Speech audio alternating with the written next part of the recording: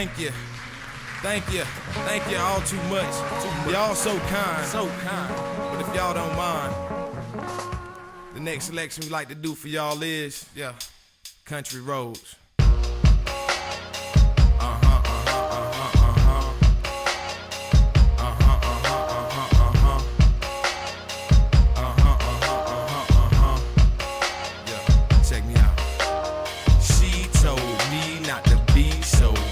Said a true OG, you let y'all motherfuckers know about some real pimpin'. And not just sitting on your lows, cause all your rims spinning. Don't make it down her country road, you got to get 'em up, get 'em up, get 'em up now. Hit 'em up, hit 'em up, hit 'em up, yeah. Get 'em up, get 'em up, get 'em up now. Hit 'em up, hit 'em up, hit 'em up, yeah. Get 'em up, get 'em up, get 'em up now. Hit 'em up, hit 'em up, hit 'em up, yeah. Get your ass up, get your ass up. Eeny, meeny, miny, mo, off I go and it's a heater. Rotten something swerving, conjunctions conjured by the tweeter. This one here's a lesson, look like that I'm gon' play the teacher. Instant classic, I knew it when it blew the back speaker. Hater, ain't it, James it, rain it show no pains, man. That you're going far away and the light just ain't gon' bring me. Say I got this gift for gabbing, the game just ain't gon' change me. Say the writing's on the wall and that shit is written plainly. Got a fetish for divas, popping tags and blowing reefer. Hanging with my people, you gotta know it don't get no sweeter. How they supposed to keep up? One left nut talking about they bust. Take 2 steps back, stop fucking with us, cause I'd be dead wrong if I roughed you up. But she told me not to be so cold. Said a true OG'll let y'all motherfuckers know about some real pimpin'. And not just sitting on your lows, cause all your rims spinning. Don't make it down her country road, you got to get 'em up, get 'em up, get 'em up now. Hit 'em up, hit 'em up, hit 'em up, yeah. Get 'em up, get 'em up, get 'em up now. Hit 'em up, hit 'em up, hit 'em up, yeah. Get 'em up, get 'em up, get 'em up now. Hit 'em up, hit 'em up, hit 'em up, yeah. Get your ass up, get your ass up. Fascinated with the story of Muskogee one. How many different ways we supposed to come? 3-5-4 from just might throw some. Take away your breath and expose your lungs. You can tell the way I stroll alone. The kid got the golden tongue, make 'em weak in the knees to the toes are numb.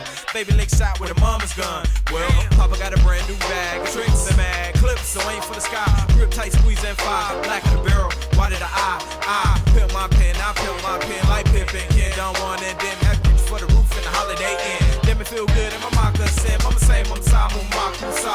Name one spit it like noir. Slim pickings here, pimp, hurrah. Polish up your repertoire. Always bon voyage and au revoir. To your big ass crib and your nice ass car. Got 4 TVs, big car and all. But a thick ass bra said no. Oh, she told me not to be so cold. Said a true OG, you let y'all motherfuckers know about some real pimpin'. And not just sitting on your lows, cause all your rims spinning. Don't make it down her country road, you got to get 'em up, get 'em up, get 'em up now. Hit 'em up, hit 'em up, hit 'em up, yeah. Get 'em up, get 'em up, get 'em up now. Hit 'em up, hit 'em up, hit 'em up, yeah. Get 'em up, hit 'em up, hit 'em up, hit 'em up. Get your ass up, get your ass up. She told me, what she say, don't be so cold. Said a true OG. Now what she say, let y'all motherfuckers know, let y'all motherfuckers know you got to get 'em up, get 'em up, hit 'em up, hit 'em up, get 'em up, get 'em up, hit 'em up, hit 'em up, get 'em up, hit 'em up, get 'em up, hit 'em up, get 'em up, hit 'em up, get 'em up. Get your ass up, get your ass up.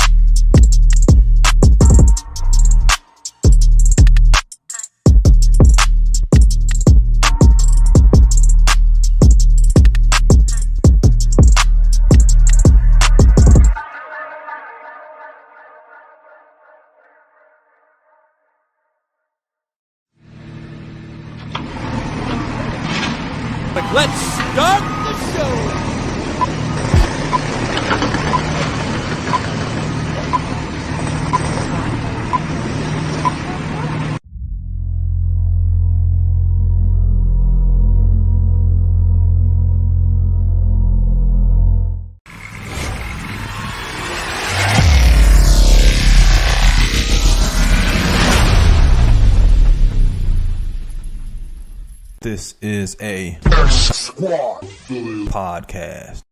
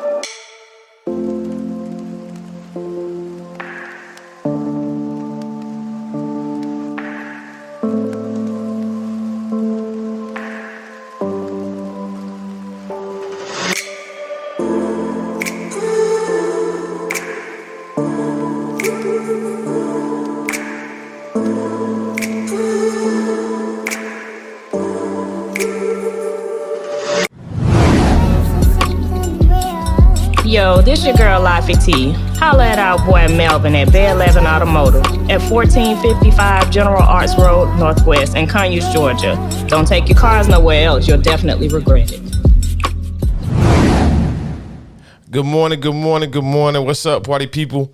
Hey, it's your boy MoeCheeze, a.k.a. Grits, broadcasting live from the Country Roads Diner. This is the Country Roads Experience. I want to thank you for joining me this morning. Hey, man, I ain't gonna even lie. I'm just a tad bit unprepared right now. Just a tad bit unprepared. So if y'all would give me 2 seconds, sometimes these things happen on live radio. If y'all would just give me 2 seconds, I'm going to rerun a commercial, and then we're going to come right back into the show. Promise y'all it won't be long. Just want to make sure that we get the people in. I'm trying to send out some alerts. I ain't get to send out all the alerts and all that good stuff. Although I want to thank everybody that does help with the alerts. The now Hall of Fame inducted Mocha Bella. Want to thank you for always sending out the alerts, making sure we get people up in these shows. Thank you. You are far too kind. So y'all give me 1 quick second, and we're going to really get the show started. Got some stuff I want to get into before I have my first guest on this morning. I'm going to have Brother Jimmy Hill come on with us. He's going to talk about his son's case. We're going to talk about a couple of different things. I got questions coming in as well, but we'll get into the full case with this brother. Also joining us today, we will have Brother Bomani, not Bomani Jones just yet, y'all. Not Bomani Jones just yet. That's not funny, baby. We still working on it. We still working on it, baby. Don't act like we not working on it. But we'll have Brother Bomani on with us. And if you look at the show title, you know what I'm saying, it'll show you exactly who Brother Bomani is. The organization that he actually works for is actually a and I apologize, y'all. Again, I said I wasn't quite ready this morning. He is actually a minister with the People's Party for Information. So we'll have him on with us when EJ comes in with the hot table. Obviously, we got a couple things we got to talk about, clear the air on some things. I'm big mad today. What? Russ, I said I'm big mad. What? You want me to tell you why I'm big mad? What? Because, man, hey, refs. What more do you want from me? We gonna get into it, and y'all know what I'm talking about. I'm talking about that. You know exactly what I'm talking about. We gonna get into it. Give me 1 second. Tell a friend to jump on in. The show has begun. We'll be right back in a few moments. Thank you for joining the damn show. Thank you all too much. Y'all so kind. But if y'all don't mind, the next selection we like to do for y'all is, Country Roads.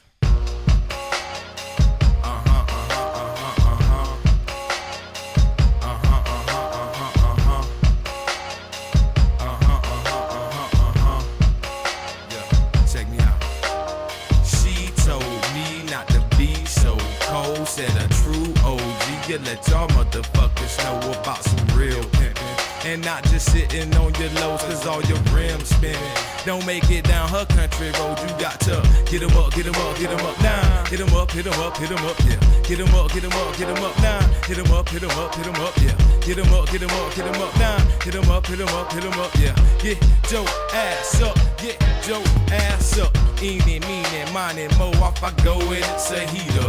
Rotten something swerving, conjunctions conjured by the tweeter. This one here's a lesson, look like that I'm gon' play the teacher. Instant classic, I knew it when it blew the back speaker. Hater, ancient, James it rain it show no pains, man. That you're going far away and the light just ain't gon' bring me. Say I got this gift for gabbing, the game just ain't gon' change me. Say the writing's on the wall and that shit is written plainly. Got a fetish for divas, popping tags and blowing reefer. Hanging with my people, you gotta know it don't get no sweeter. How they supposed to keep up? One left nut talking about they bust. Take 2 steps back, stop fucking with us, cause I'd be dead wrong if I roughed you up. But she told me not to be so cold. Said a true OG'll let y'all motherfuckers know about some real pimpin'. And not just sitting on your lows, cause all your rims spinning. Don't make it down her country road, you got to get 'em up, get 'em up, get 'em up. Nah, hit 'em up, hit 'em up, hit 'em up, yeah. Get 'em up, get 'em up, get 'em up. Nah, hit 'em up, hit 'em up, hit 'em up, yeah. Get 'em up, get 'em up, get 'em up. Nah, hit 'em up, hit 'em up, hit 'em up, yeah. Get your ass up, get your ass up. Fascinated with the story of Muskogee one. How many different ways we supposed to come? 3-5-4 from just might throw some. Take away your breath and expose your lungs. You can tell the way I stroll alone. The kid got the golden tongue, make 'em weak in the knees, her toes are numb. Baby lick shot with a mama's gun. Well, Papa got a brand new bag of tricks and mad clips, so aim for the sky. Grip tight, squeeze and fire. Black in the barrel, why did I peel my pen? I peel my pen like Pippin. Kid done one and then have reach for the roof in the Holiday Inn. Damn it feel good in my moccasin. Mama say, Mama sa, Mama ain't one spit it like moi. Slim pickings here, pimp, hurrah. Polish up your repertoire. Always bon voyage and au revoir. To your big ass crib and your nice ass car. Got 4 TVs, big car and all. But a thick ass bra said no. Oh, she told me not to be so cold. Said a true OG, you let y'all motherfuckers know about some real pimpin'. And not just sitting on your lows, cause all your rims spinning. Don't make it down her country road, you got to get 'em up, get 'em up, get 'em up now. Hit 'em up, hit 'em up, hit 'em up, yeah. Get 'em up, get 'em up, get 'em up now. Hit 'em up, hit 'em up, hit 'em up, yeah. Get 'em up, hit 'em up, hit 'em up, hit 'em up. Get your ass up, get your ass up. She told me, what she say, don't be so cold. Said a true OG. Now what she say, let y'all motherfuckers know, let y'all motherfuckers know you got to get 'em up, get 'em up, hit 'em up, hit 'em up, get 'em up, get 'em up, hit 'em up, hit 'em up, get 'em up, hit 'em up, get 'em up, hit 'em up, get 'em up, get 'em up, get 'em up. Get your ass up, get your ass up.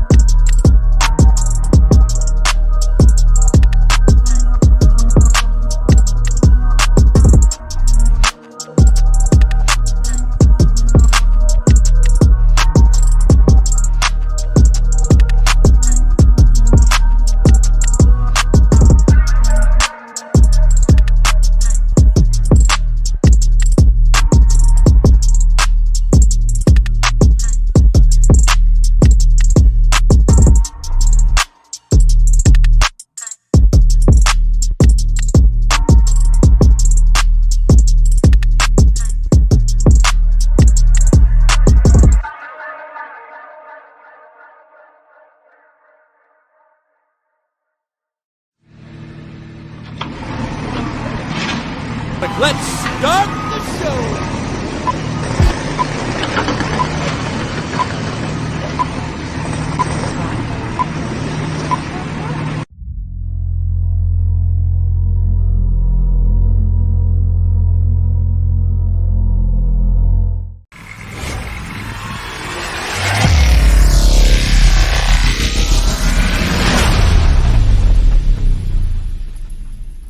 This is a podcast.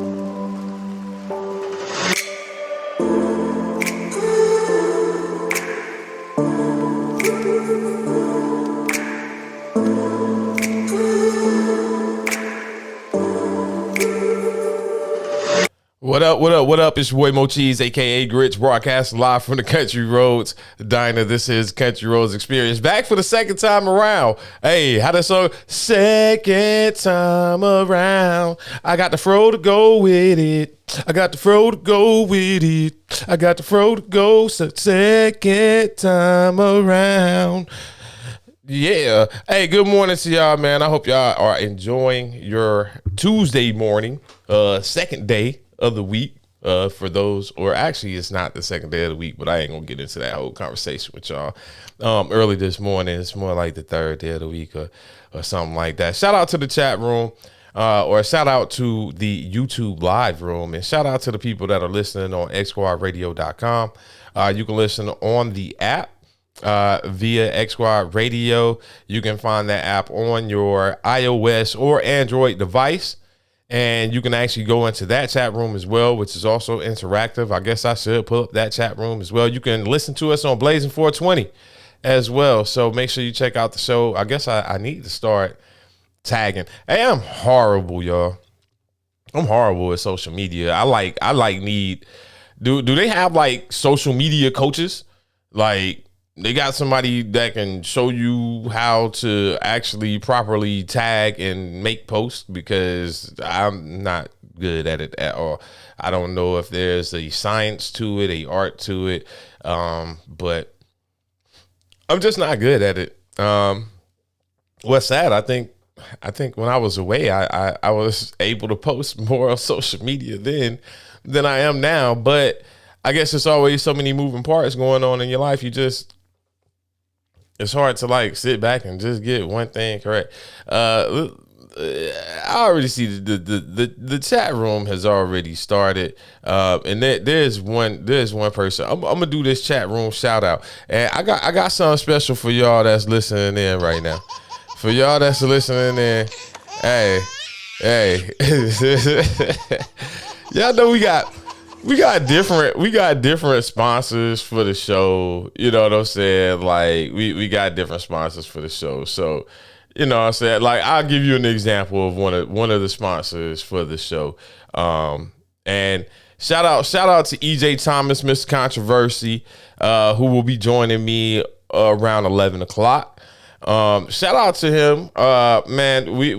I'll let him make that announcement. Well, I'll tease it. I'll let him make the announcement, but you'll kind of get it. So one of the sponsors for this particular show, officially, unofficially, you know what I'm saying?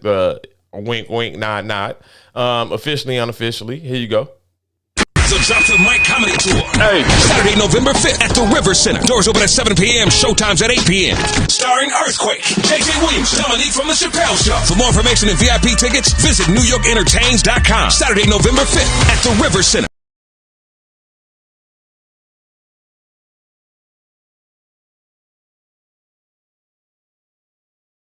The Dr. Mike Comedy Tour. Hey. Saturday, November 5th at the River Center. Doors open at 7 p.m. Showtime's at 8 p.m. Starring Earthquake, JJ Williams, Dominique from The Chappelle Show. For more information and VIP tickets, visit NewYorkEntertains.com. Saturday, November 5th at the River Center.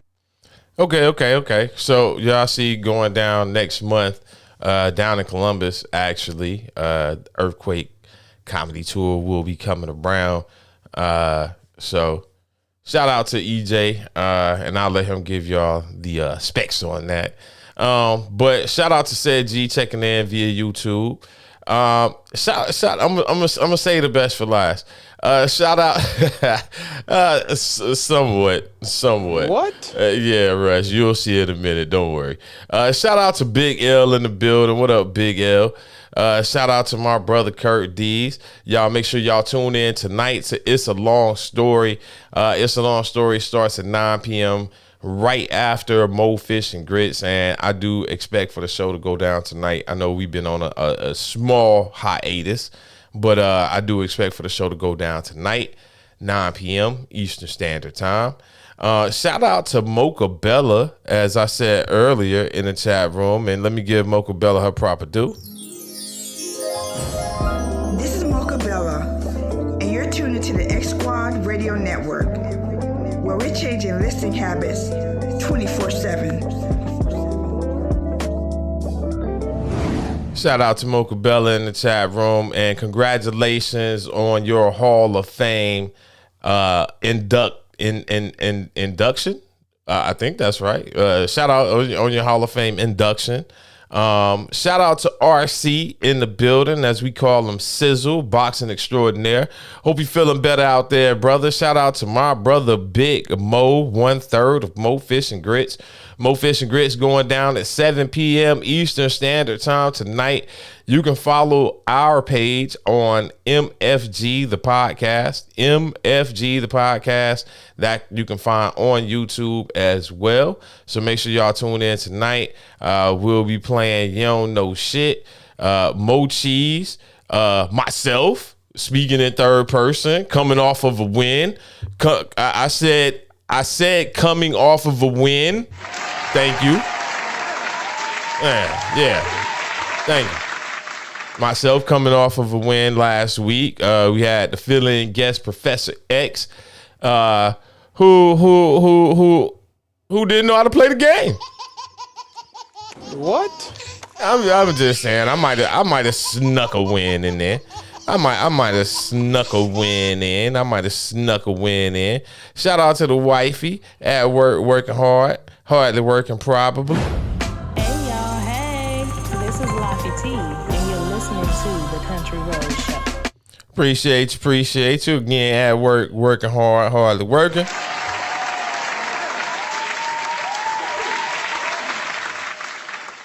For y'all that's out there, please, in your time, please send up some prayers for my mother-in-law. She had to be taken to the hospital on yesterday. Still waiting word to find out exactly what's going on. We do know that it's something dealing with a gastro issue, but if you would, just take some time out of your day, send up some prayers. And send up some prayers for some other ones like RC. Send up some prayers for PNP and Bear. Bear lost his mother, and I know that feeling all too well. So looking forward to seeing y'all this weekend. For the people that are coming in town, let me know in the chat room if you'll be in town, so I'm trying to get kind of a head count so I can kind of reach out to people. I know we have some plans in place, but I know some things are kind of gonna be up in the air. So just trying to find out who all is going to actually be in town. So y'all let me know out there. Why am I frozen over here? Okay, there we go. I was trying to figure out something. Shout out to my bro Melvin Eccles in the building as well. Let me give him his rightful shout out. Yo, this your girl Laffy T. Holla at our boy Melvin at Bay 11 Automotive at 1455 General Arts Road Northwest in Conyers, Georgia. Don't take your cars nowhere else. You'll definitely regret it. Shout out to my bro and partner Melvin Eccles, Bay 11 Autos. Make sure if you're in the Atlanta area, if you're coming in town this weekend, your car might need a little quick tuny. You know what I'm saying? Hit Melvin up, let him know in advance, so he can squeeze you on in, because I'm sure Melvin wants to enjoy some of the festivities himself. Shout out to my brother Big Illinois 73 checking in, representing Built for This network. Make sure y'all tune in to Big Illy. Big Illy, you gotta let me know exactly when your shows are. You can throw it in the chat room. I'll make sure I post it on the screen so people that are watching and tuning in, they can come check you out on the Spreaker platform. Shout out to RC. RC in the chat room said, don't be surprised when Mo gets that Bomani Jones interview. Hey, we gonna speak it into existence, my brother. Not to do too much name dropping, but Bo and I actually attended Clark Atlanta University together. Freshman and sophomore year, we were on the same scholarship, Prism D scholarship. It's a whole lot of stories that can be told. Bo has told some of those stories. Like all I can say is imagine being 18 years old, graduating from high school, and the day after you graduate from high school, you start college at Clark Atlanta University. So your entire summer is spent there, and you pretty much got the run of the campus. Yeah, man, it's a lot of stories that could be told. My first encounter with Cisco, my first and only encounter with Cisco, Mad Dog 2020, happened. I think it was Cisco that I drank some orange Cisco, and we bought it at the BP. And by the time we walked back to campus, everything was the same color as the Cisco, meaning orange. Everything had this orange tint on it, but.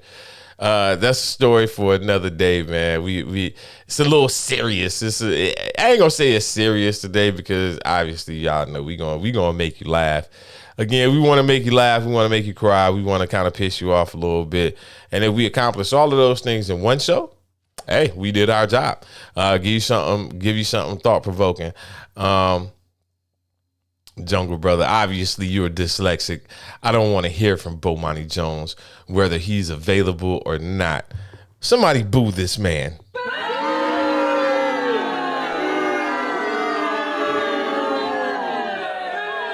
Mocha Bella and Big L in the chat room are having a very interesting conversation in regards to handcuffs. Not exactly sure what that is about, and I'm going to stay in my lane. Yeah. My other co-host, Baby, y'all say what's up to him. Shout out to Tiffany Sports and Hills. Make sure y'all go check out Travelmatic every other Monday on YouTube. Her and who we call Eddie Mo 2.0. They do a show together. They talk about travel. They talk about working from home, working remote, resumes, proper job interviews. How to travel safely, how to travel economically. I know Sports and Hills is just coming back from overseas. So, yeah, you know what I'm saying? Like, make sure y'all go check out Travelmatic. It's a lot of good information there for you. Big L in the chat room. MoeCheeze has a can of Afro Sheen on maybe. What? Bro, what are you talking about, man? I do not have a can of Afro Sheen on. I use pink oil moisturizer. Pink oil moisturizer. Hey, look, I got this Stay Soft Pro up here, so I could be using their products, but I use pink oil moisturizer. I'm just saying, we out here trying to get ad sponsorship. Baby, it's not funny. I'm serious. I did a whole reel about Jasmine using my pink oil moisturizer. Like, what are you talking about? This is serious business. Shout out to that ninja checking in with us. Great show last night. That ninja does show on he does the Underground Railroad. And I'm so damn mad. My whole train of thought just like escaped me. Y'all make sure you check out that ninja on Spreaker. He did a show last night during the game. Gives you commentary on the game, gives you thought-provoking commentary in regards to real-life situations, what we have to deal with as a colored people, stigmas that we have to break. Just, again, thought-provoking conversation. Make sure you check him out. Part of Real Cast Rangers. We also have in the building, checking in from Portland, we got the Poodle in Portland, Tiffany, checking in with us as well. What up, sis? Again, prayers to you, Bear, and the family. Can't wait to see y'all. Coming up this weekend for Stewie Appreciation Weekend. Said G said I'll be there Friday night at some point after work. Okay. Said I think you got my number. And I'll make sure I hit you up. But definitely again, for anybody else that's gonna be coming in, make sure y'all come in as well. Y'all give me one quick second. Going to a commercial break. I think I got my first guest getting ready for me. Y'all give me 2 seconds.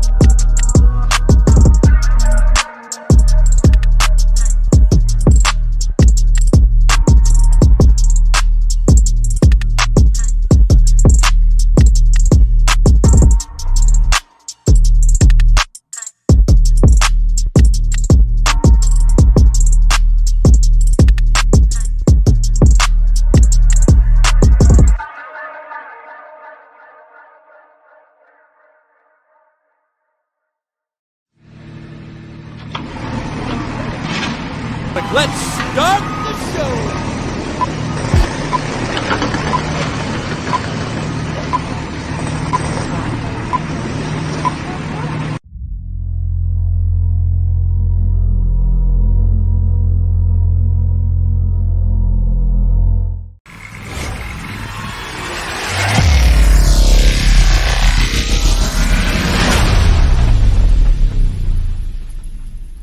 This is a podcast.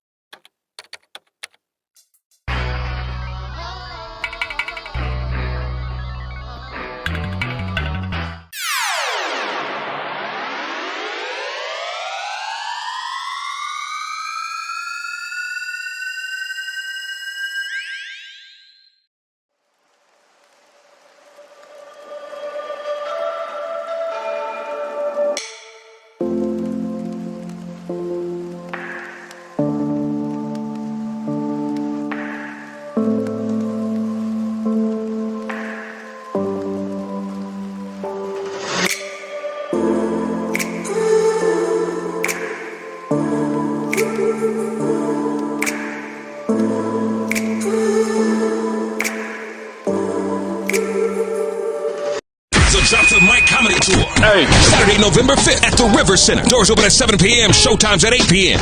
Starring Earthquake, JJ Williams, Dominique from The Chappelle Show. For more information and VIP tickets, visit NewYorkEntertains.com. Saturday, November 5th at the River Center. All right, y'all. I do apologize. I'm trying to get my guests linked into the show and having a little bit of a technical difficulty, but y'all know we always got to work around for those purposes. So I'm gonna bring my guest in as I would have brought my guest in before. As I was doing the shout out real quick. Let me make sure I didn't miss anybody.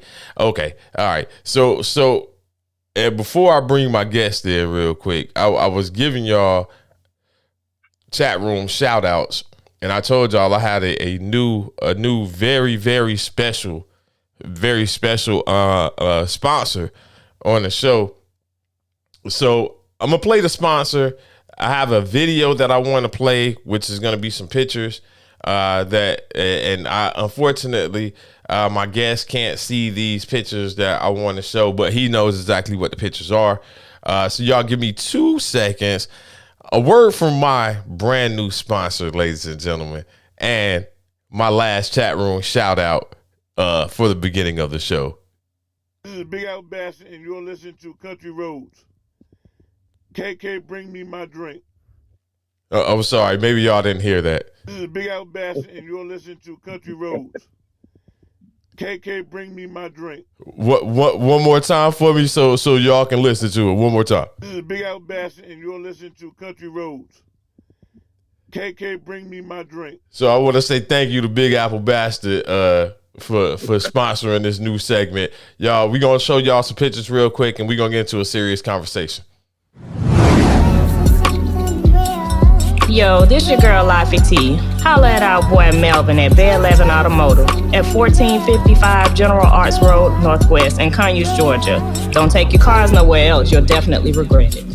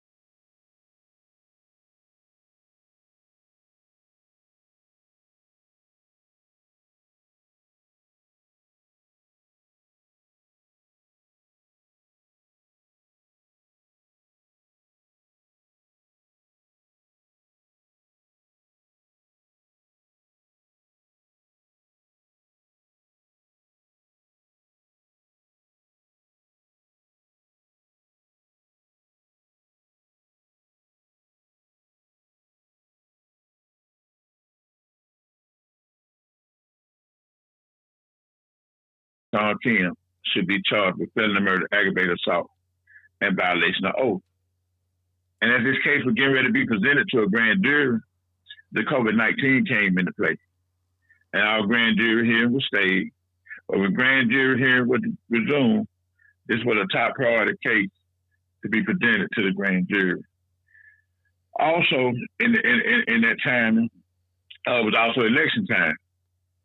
And for the kind of district attorney, Diana Willis won the election, who speaks about being pro-police. Well, we need her to be pro-justice, We need her to be pro-justice, who has received a large contribution from the police union during her campaign. And as we all know, the police union would look for someone to support who wouldn't prosecute police in their wrongdoings. You know what? I believe because I had the picture open, I apologize to the people in the background. I apologize to you as well, bro. Because I had the pictures up, I think it had us muted.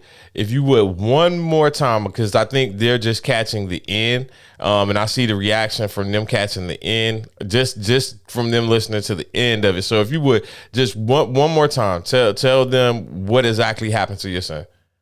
Okay. First, I know why it ain't right. Okay, first, I just want to say thank you for having me here today. And I want to say God is good. He's always and continue to be good.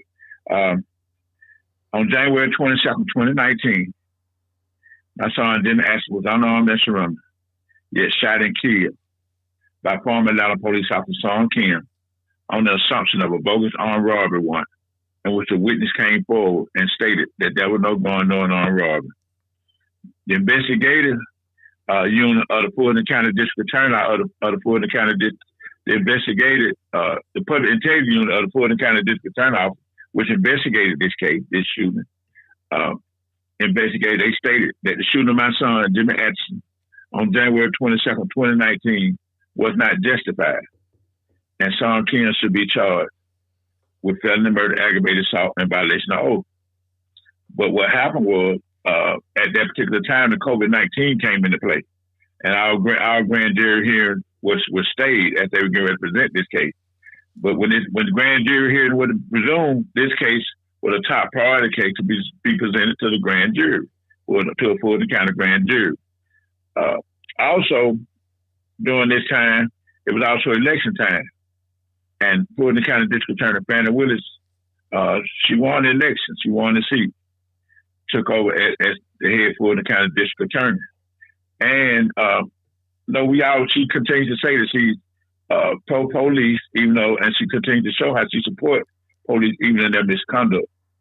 When we need her to be pro-justice. Fannie Willis also received a large donation from the police union during her campaign. And during this journey, Atlanta, former Atlanta Mayor Keisha Bottoms, Atlanta city officials, county commissioners, they want to sweep this case up under the rug, because you got to understand this case was 8 days before. This happened 8 days before the Super Bowl, and they wanted to portray Atlanta. They wanted to get to see Atlanta as this beautiful city without faults. So it's like they chose the Super Bowl instead of standing on integrity and dignity and character, and speaking out about my son, Jimmy Atchison. The injustice that was done to my son, Jimmy Atchison. So, Brother Hill, the case was supposed to be 8 days before the Super Bowl, and if I'm correct, this was 2021, right? No, 2019. That was 2019 still? Yeah, it happened January 22nd, 2019, the Super Bowl that was here in Atlanta. Okay. That's when the actual incident happened. That's when the actual incident happened, yeah. Okay.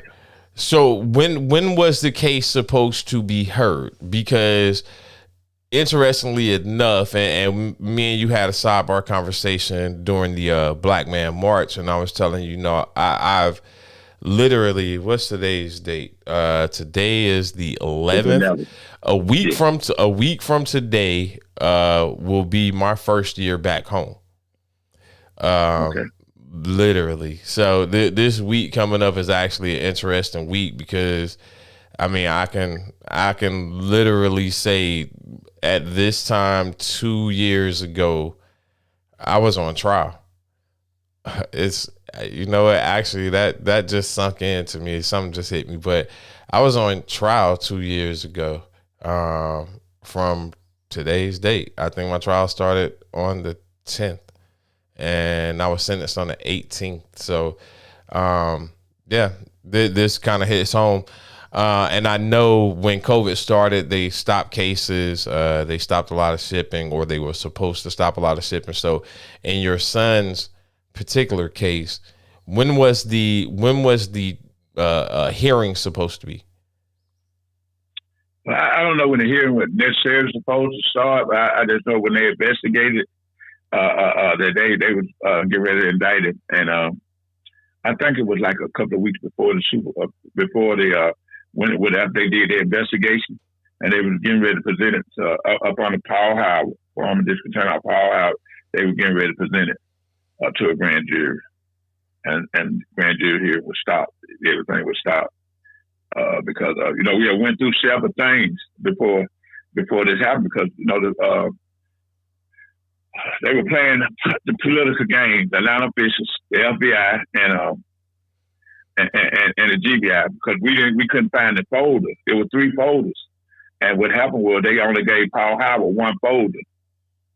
They gave him 1 folder of my son's case. So what happened was we had to protest right in front of the 75 Spring Street, the federal building, and after much pressure, B.J. Pack, former U.S. Attorney, Northern Attorney B.J. Pack, set up a meet with us, our family, and he released the 2 folders to Paul Howard. So it was just like a type of hold up, delay, just delayed and just denied.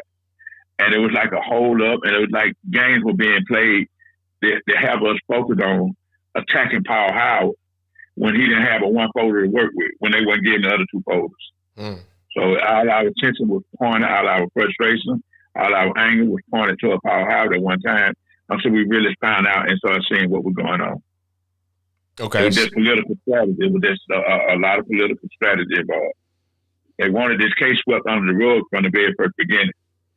Can you go into details in regards to how they tried to suppress or hide evidence? Yeah, because like I said, from the beginning, Paul Howard didn't have a 1 folder to work with. There were 3 important folders concerning my son's case with very important information. And so Paul Howard and his staff, the Fulton County District Attorney Office, they could not really investigate like they wanted. They was at a handicap. And they couldn't investigate this case like they wanted to investigate it. Because, like I said, we were searching for what the other 2 folders were, what the evidence was. And they were sending us to Atlanta police, and we were getting sent to the GBI, and then we were getting sent to the FBI.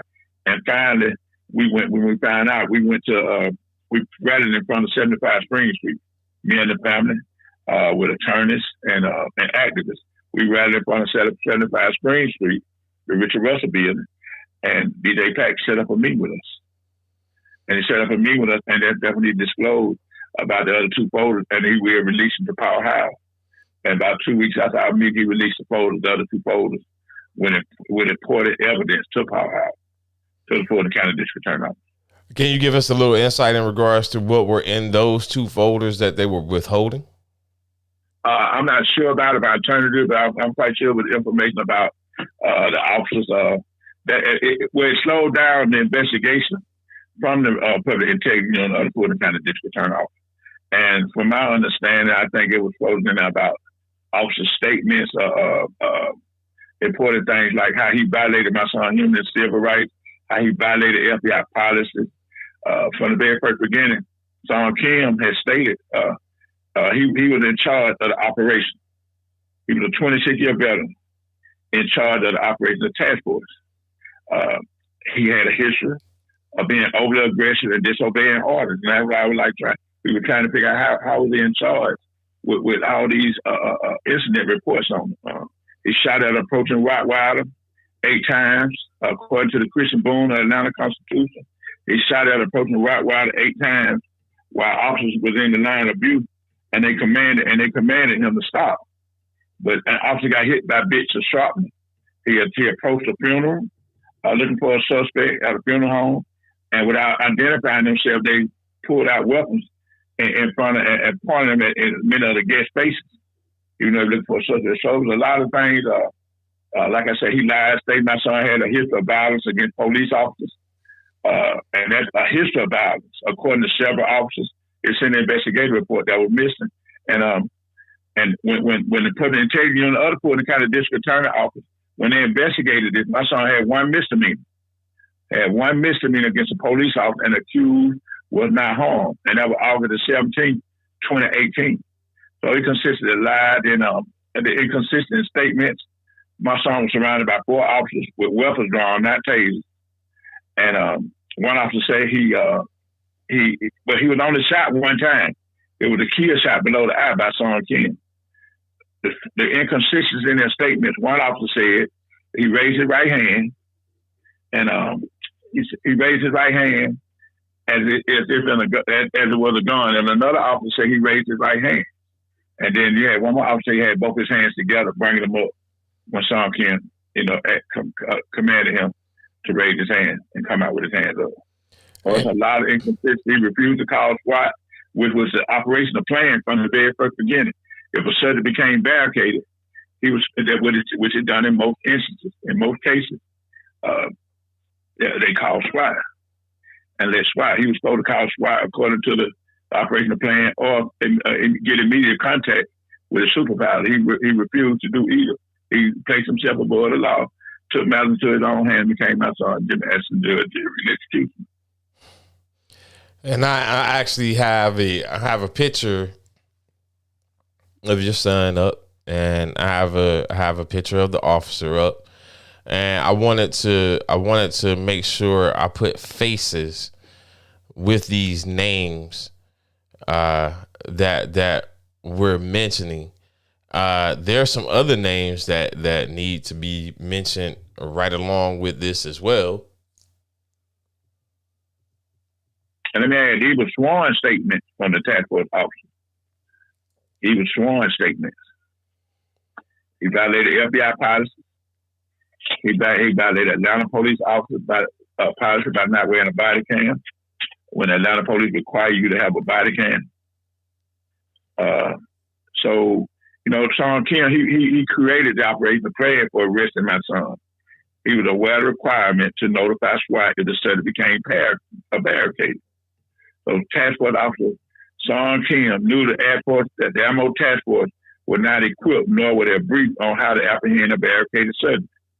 Task force officer Kim, a 26-year veteran and experienced law officer, knew that flouting the police policy and procedures of the APD, Atlanta Police Department, the FBI had no consequences.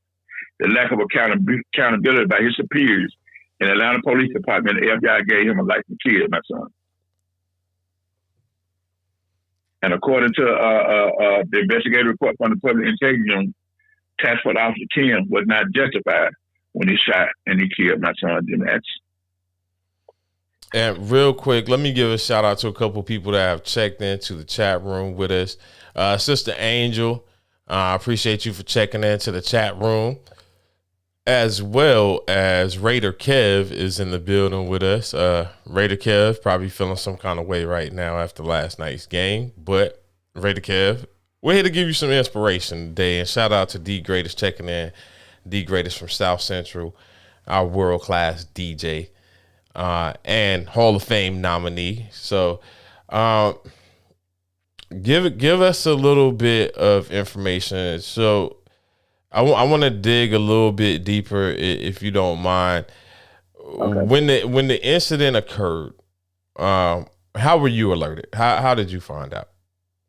Well, his mother, and I want to say something about her. His mother, Cynthia Atchison, she called me, and I went on the front porch because we're not together. I stay on the east side of town, and she said, "The police got L. We called him LJ surrounded, Jimmy surrounded." And I was like, "Weird." I said, "Is there any kind of way I could talk to him?" You know, because I always have told my sons, you know, whenever it comes to the police, don't run, just be very careful. Because I also said them same statement that George Floyd said in 1985. They also said I couldn't breathe when police choked me out, and I had urinated in my clothes and kicked me all in my face, and after I had surrendered when I was on the ground and was getting ready to mess in my clothes. So I know what it feels like. I know what it feels like to fear for your life. I know what it feels like when the tears running from your eyes and you have no way to defend yourself. So I always have talked to my son about that. And I think Jimmy, I know my son was scared. I know he was scared. They're like the witness who came forward and stated that there was no armed robbery, there was no gun or armed robbery. She knew my son was scared. So what happened was, it's like Atlanta police, because they played a part because they sloppiness and they failure to properly investigate this one. It were many people that played a part in this injustice that was done to my son. And because this injustice that was done, they from the girl who lied, Kelly Brogan, Fannie Willis refused to subpoena her. It's like they just undid her because she's one of the keys to this whole case with the line, but you lock up Jesse Smiley for lying to authority. But this girl lied led to the death of my son. So, none of that has been brought up or nothing like that. But anyway, my son Jimmy Atchison, I wanted to say this, right? My son Jimmy Atchison, he was, I have to say this because he was a jokester. He was like the glue to our family. He the one that kept. I have other children on the other side that by other mothers, and he always kept them together. He always stayed in contact. He was a jokester. And, his grandmother passed away in this fight, Elizabeth Atchison, from a broken heart a couple of years ago. And then his uncle just passed. And, we laid his mother to rest, Cynthia Atchison, on May 19th of this year. She died from a broken heart while suffering in this fight. Tears, you can see it on 7 news stations. If you put it up on YouTube, how tears, she'd be interviewed and tears just start pouring out her eyes, and she'd get up sometimes, I just can't do this no more. So people don't understand what police brutality does to the family. They really don't understand mentally and physically. It took some of his sisters 2 years to come to a rally because they didn't want to be a part of it. They refused to accept the fact that their brother was gone. And that's why I give so much credit to his older sister, Ariana Atchison, because she helped keep them together. They lost their grandmama. They were a very close family. They lost their grandmama. They lost their uncle, all within a 2-year period. They just lost their mother recently, May the 19th, and she's helped keeping them together. And I actually have a picture of Cynthia up right now, and I have the picture of the in loving memory picture that you sent over to me.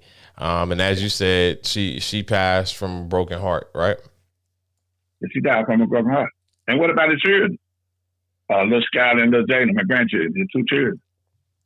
There was at a time when after his murder, little Jalen was just starting to walk. Ain't nothing more precious in this world than when you see them children take that, and you get so much joy when you see them taking them steps, and then they fall and get up and fall, so much laughter, so much joy, and he didn't get a chance to see him.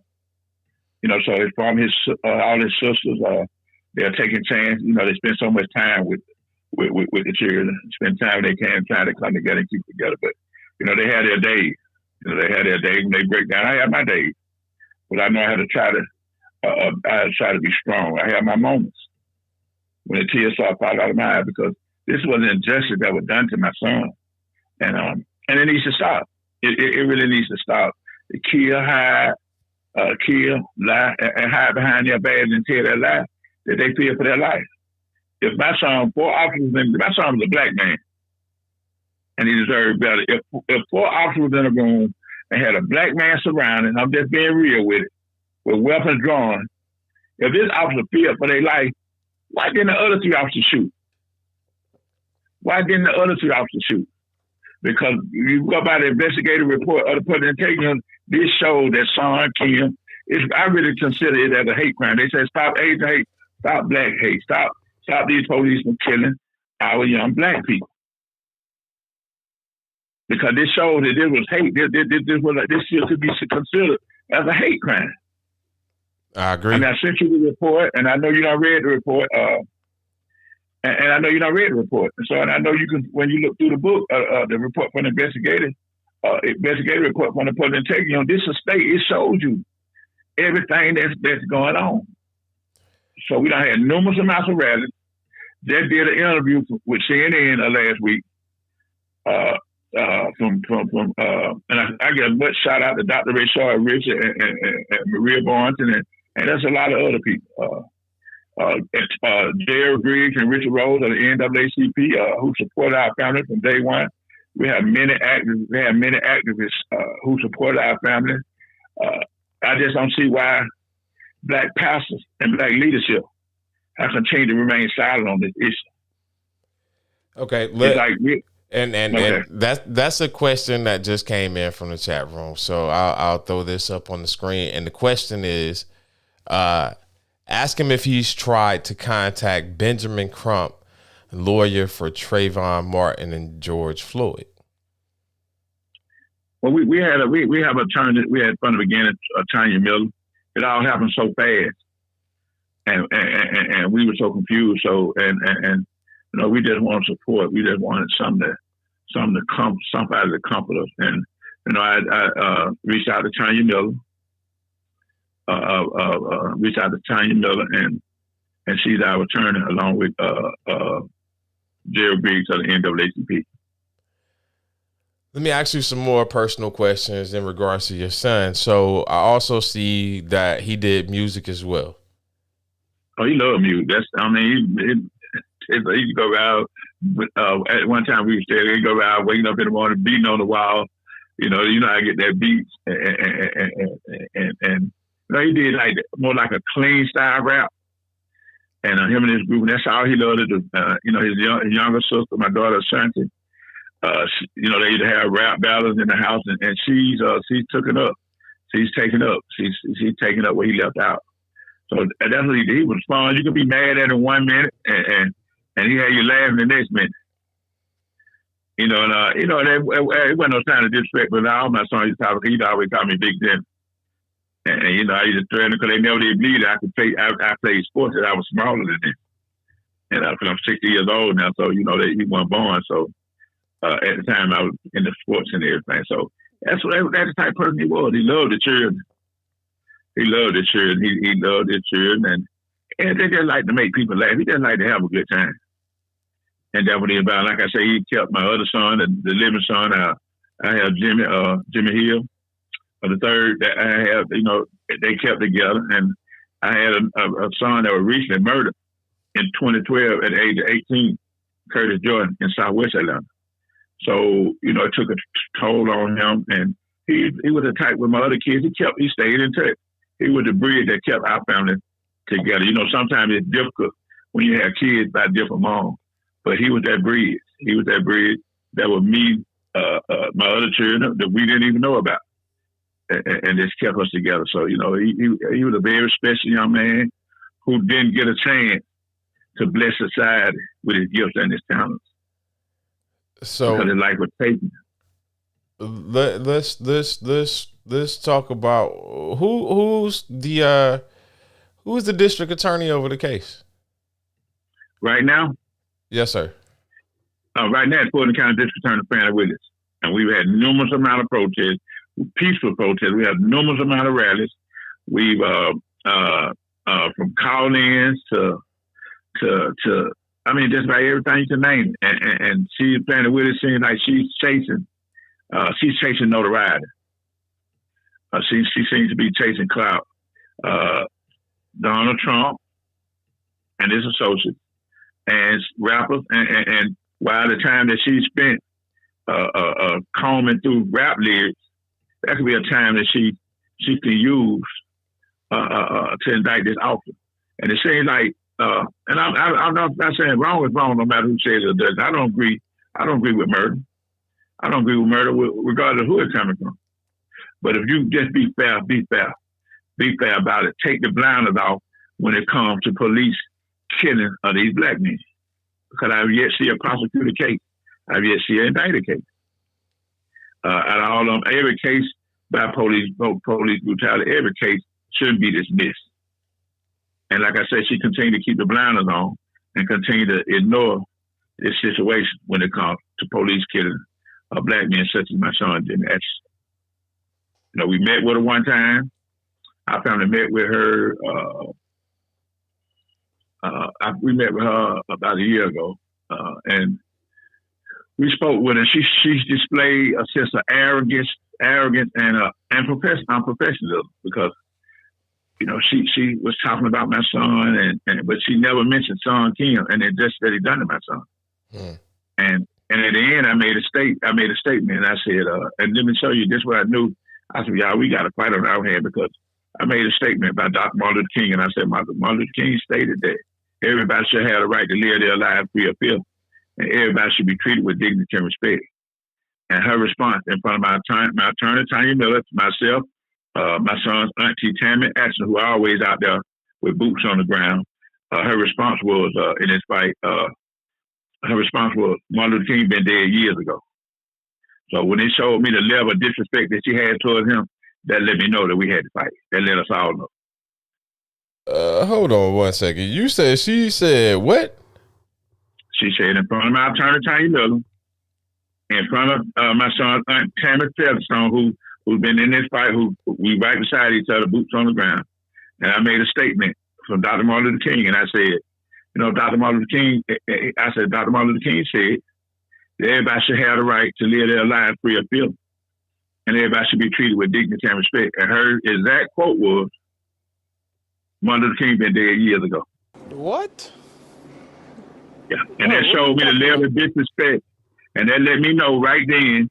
And we looked at each other, and this lady, she is full of arrogance and pride to make the disrespect the name of Dr. Martin Luther King like that. Wow. Maybe she'll tell the people what she said. Yeah, they was in front of our attorney, in front of my sister-in-law. As a matter of fact, when we had a news conference, Tammy spoke about it when we had the Families United. The auntie Bianca, the auntie Breonna Taylor, the father Jacob Blake, and the father Demarion Wright. He died at a school shoot. It was a school shoot in Minnesota. When they came to him, and it was time for my sister-in-law to speak, and that's what she spoke about. Yeah, the level of disrespect that she said, and yes, she directly said it. This ain't hearsay. This is not say. No say. And if you're just tuning into the show, number one, I want to say thank you for tuning in. Make sure you tell a friend to tell a friend to jump in here as well. You can catch this show on YouTube. You can catch it on X Squad Radio. You can catch it on Blazing 420, or you can catch it anywhere you listen to your podcast. I have the father of Jimmy Atchison on the line with me. I have Mr. Jimmy Hill on the line. We're talking about his case and how basically the injustice system has tried to cover up this case. Number one, they've withheld information. They have delayed the hearing. And at this point, there has been no justice in the killing of Jimmy Atchison that was killed in a senseless act of violence that we see far too often by police, where not only do they abuse their power, but they also don't even own up to their abuse of power. And it's almost like at this point in time, they have anonymity or I can't even think of the word that I'm looking for. They get a free pass, long story short. And it's about time for these things to stop. So we talk about, or I'm not going to say we complain, because we don't complain per se, but we bring these things to light. One thing that we don't do often enough is have full conversations in regards to what the solutions are. So in this particular case, and again, let me shout out the chat room. Shout out to Sid Jackson checking in with us. And also shout out to Rough Buff checking in with us. Rough Buff coming off of a Buffalo massacre. And we also got DJ Chuck checking in with us as well. Make sure y'all go check out DJ Chuck on the Spreaker app. You can check out his shows, follow his shows. We discuss issues within our community very often. Before we get into my next segment, and I definitely want to have you back on. I want you to keep me updated on what's going on in the case and how we can help. So I guess I'll ask, how can we help, number one? And number two, what's the solution? What do you see as now being a parent that's been directly affected? Because it's one thing to talk about it. It's one thing to see it from the outside. It's another thing to actually live it as a parent. What is the solution as a person? What is the solution? How do we move forward? And how do we deal with these savages that are now working on the police forces? Well, one thing I got to say, people always want to make excuses, and especially when it comes to black people. What did he do? What did he do? You don't have to do nothing but just be black. Breonna Taylor was in her bed. Ashiana Jefferson would play a video game with her nephew before she was murdered. My son Jimmy Atchison was unarmed and surrendered. You have a gospel singer in Houston that was stopped at a traffic light. And as he was reaching for a cell phone, the police shot him and thought he was reaching for a gun. So it's always an excuse. And so people say, so many people say, well, it's about better training. Yeah, we need to end qualified men, but people say, well, it's about police needing better training. It can't be about better training because police got the same level of training when dealing with white folks. When dealing with white people, it's just the level of police brutality and the level of violence is different. What it is about lack of accountability. And we must come together and hold these law officers accountable. We must hold these district attorneys who continue to keep the blinders on, continue to, it's to the point to where I have to call it like I see it because I don't been out there. I'm out there with many mothers. And when I look into their eyes and I see the pain and the emptiness, been fighting 8 years, 6 years, the pain and the emptiness and the loneliness. But I see a warrior like me telling them they gotta continue to fight. And some barely holding on to their sanity. And see, that's what this system is designed to wear and tear us down.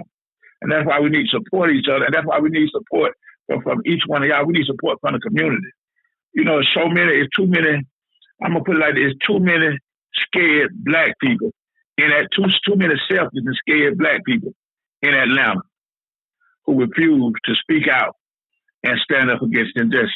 Here we are, the birthplace of Dr. Martin Luther King, creator of the civil rights movement. And so many people continue to quote his quotes and he said who don't fought with Dr. Martin Luther King, but so many of us have strayed so far away from what Dr. King was about. Dr. King was about fighting police brutality. He was about fighting racism. He was about speaking out and fighting injustice. Too many of us in leadership have become commercialized, looking for the spotlight. These families need help. How can anybody feel comfort after hearing the voice of pain and the cries for help from these families? I'm out here with these families daily, tears in their eyes. The mother, Pernell Harris from Georgia, she passed away after finding out her son passed away while he was in police custody. Linda Barkins, the mother of Linda Barkins, who was holding on to her sanity, the 12-year-old who was killed in a pit maneuver by Georgia State Troopers. So it's a lot of Georgia got a police brutality problem and it needs to be dealt with. And you got these DAs that need to be held accountable. I think it's time for black leadership to come out under their bed. It's time for black pastors to come out behind them four walls and stand with these families.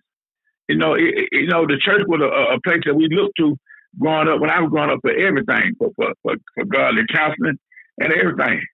It's like now the church became lovers of themselves, and it's not about us no more. It's not to be about us no more. And we need help. These families, my family, we need help. We need support. We need godly counsel. We need to know people who are going to be real, who are going to be truthful to this fight. Because we can't do it without it. We fighting a giant. But we need support. And I always go by the scripture, brother, how pleasant and wonderful it is when we can come together in unity. Let's come together in unity with one voice on one accord and speak out against this injustice. That's what we need to do. And I want to read this one as my sister is in the building, and my sister is actually a part of law enforcement. So she has a unique take in regards to these conversations. She says, you can train a person how to react in a situation over and over, but it takes only one that does not follow procedures and laws in the situation they are faced with. And I think what she's getting to is making sure that we recognize, and I would say that we would be irresponsible if we didn't recognize the fact that all police are not bad. I'm not gonna say it only takes one bad apple, because obviously there are more than this. It's a lot of bad apples, unfortunately. I guess we have to start figuring out, and it has to be an open community conversation. It has to be a communication, or it has to be communication with law enforcement and the community in regards to how to weed out these bad apples. Like, you have these simplistic ways of taking away a person's license. You have these simplistic ways of sending a person to jail or violating them on probation. I would think these ways would be more stringent for law enforcement agents. And I don't want to say that we should be unapologetic, but at the end of the day, if your job is to protect and serve, you should be very unapologetic. Like, as far as the community goes, when it looks at these officers, like one fuck up, you know what I'm saying? Like, there's not multiple fuck ups. There's not multiple infractions that can be incurred. Like, when there's questionable behavior, unfortunately, this is no longer the job for you. I mean, and that's right. It just is what it is. It was questionable behavior. Whether it is wrong or right, this is not the job for you. Yeah, and I'm going to add something. You know, down in MoeCheeze, former down in MoeCheeze, you know, someone asked me, said, why would you go at a black woman who's trying to climb the ladder of success? And I responded by saying, my mother's a black woman. I mean, why would you disrespect a black woman? I said, my mother's a black woman. I've been raised by black women. I've been learning how to have respect for black women. I love black women because I know they're queens.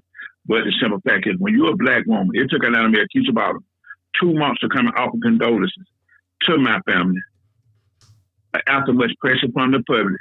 A day before a town hall meeting, listen at the strategy in this. A day before a town hall meeting, we were scared to meet Chief Chill, but it was a day before a town hall meeting that had been changed from what's the man's name on Martin King. Anyway, at C.T. Martin Recreation Center, it had been canceled, and it threw us off. It had been changed from C.T. Martin Recreation Center to Cascade Methodist Church. A day before now, that's when she wanted to all of a sudden pop up at our attorney office in front of Jerry Griggs of the NAACP, my attorney, myself, and my family in a meeting that we were scared to meet Chief Chill. And she all of a sudden she pop up and offer condolences that we knew wasn't true. So it was this strategy, it was this planning, in which a day before a town hall meeting, I was scared at Cascade Methodist Church, in which she had over 60 police officers waiting on us and knowing that we were coming with a peaceful rally and we weren't coming with no violence, in which she had over 60 police officers waiting on us. And when we got in there and we went to holler and just with them and people started hearing us shouting about what had happened, she could say, well, I just met with the family and certain things, but people started standing up, clapping, because, you know, Cascade Methodist Church is about a lot of elderly people. And they started hearing what was going on. They didn't know what was going on. Now, she has over 60 officers waiting on us to escort us out of the church. But yet and still, here we come in nonviolence, and you done went to Buckhead a week before with a town hall meeting and got called everything but a child of God, and you had nearly 11 officers. So, you know, wrong is wrong no matter who says it or who does it. And that's the bottom line. And you know what, I'm going to hold you accountable. I don't care who you is. Nobody's not getting a pass. Not for me. I lost a son. I love my son. I'm going to continue to fight for accountability. I'm going to continue to fight for justice for my son. And I'm going to help many others because, you know, it's sad the way we continue to just ignore and remain silent on this issue and allow ourselves to be intimidated by the pressure and power of the white supremacy. It's sad. You know, when is enough? I got a question from the chat room from my sister. She wants to know, where's the officer now and is he still on the force? Now the mayor Keisha Bottom allowed him to resign, and he is now doing surveillance work for the federal government.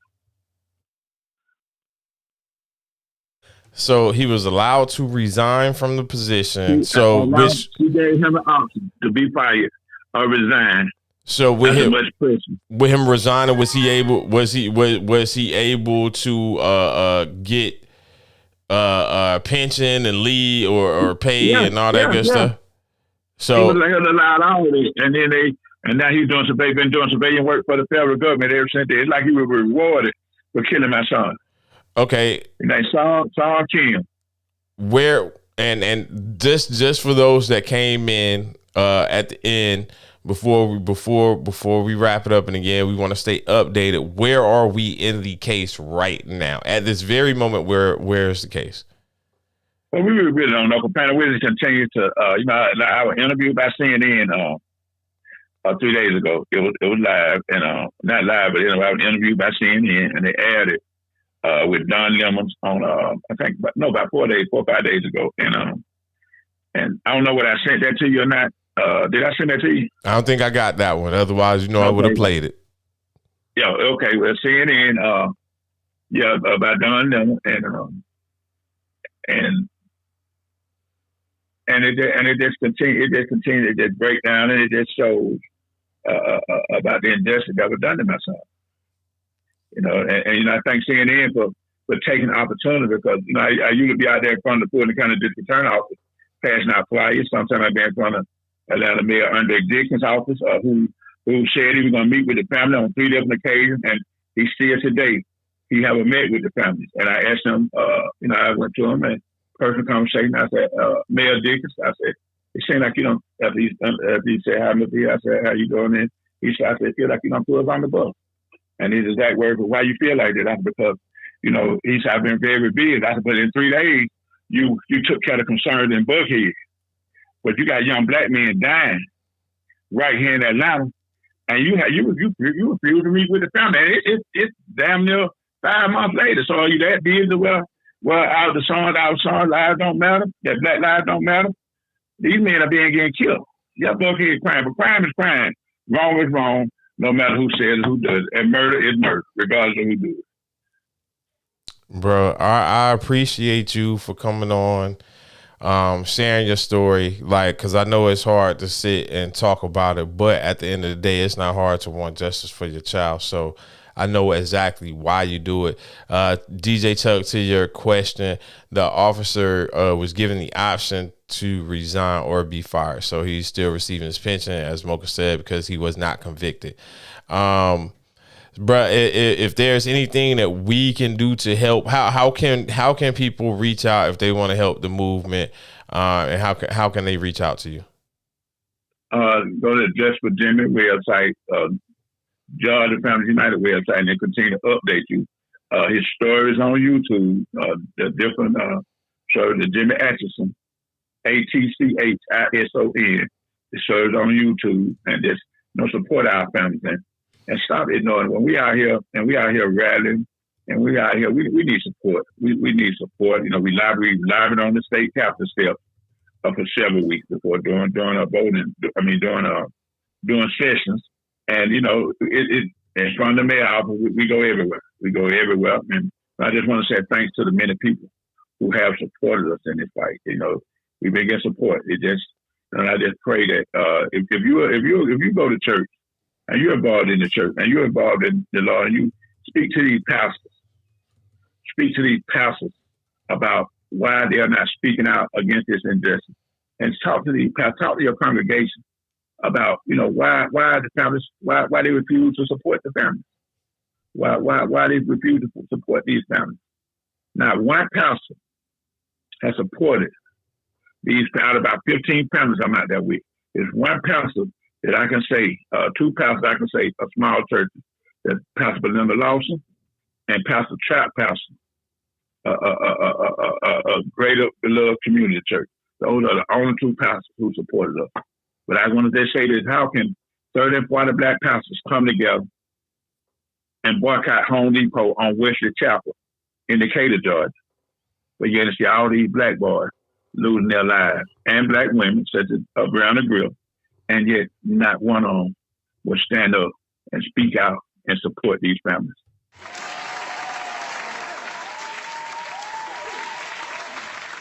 Said something right there, bro. Listen, I'm gonna make sure I direct people your way. Again, we're gonna have you back on. We're gonna keep the people updated. We're not gonna let this case or this story die. So we're definitely gonna have you back on anytime that you want to come on. Definitely reach out to me and give me a call. If you would, when we hang up, send me the text message for the website, and I'll make sure that the people are able to get to the website as well. Okay. Okay, and also I just seen the report from the CNN too. All right. I just seen both. Definitely. Okay, send me both, and I'll make sure I post those in the chat room. Thank y'all for taking time out to hear me and bring for more awareness and accountability to my son, Jimmy Atchison. Hey, prayers up to you, bro. Love you. And again, we're going to keep the people posted on this, and we definitely got your back in this matter, okay? Okay, thank you, man. Thank you, everybody. God bless y'all. All right, peace and blessings. All right. Whoo, ladies and gentlemen, as y'all see, like I said, we want to make you laugh, make you mad, make you cry on today's show. That should have stirred a whole bunch of emotions for y'all today. Hey, y'all know my brother is in the building. He been in the background just chilling, like, yo, do your thing. So we're about to get ready to bring my bro in here in 2 seconds. EJ Thomas gonna join us with the hot seat. If y'all don't mind, take a quick break and we shall return. It's your boy MoeCheeze, aka Grits, broadcasting live from the Country Roads Diner. This is Country Roads Experience. You're listening on YouTube, xsquadradio.com, Blazing 420, and wherever you can listen to your podcast. Holla at your boys. Oh, you have so much music. What are you listening to?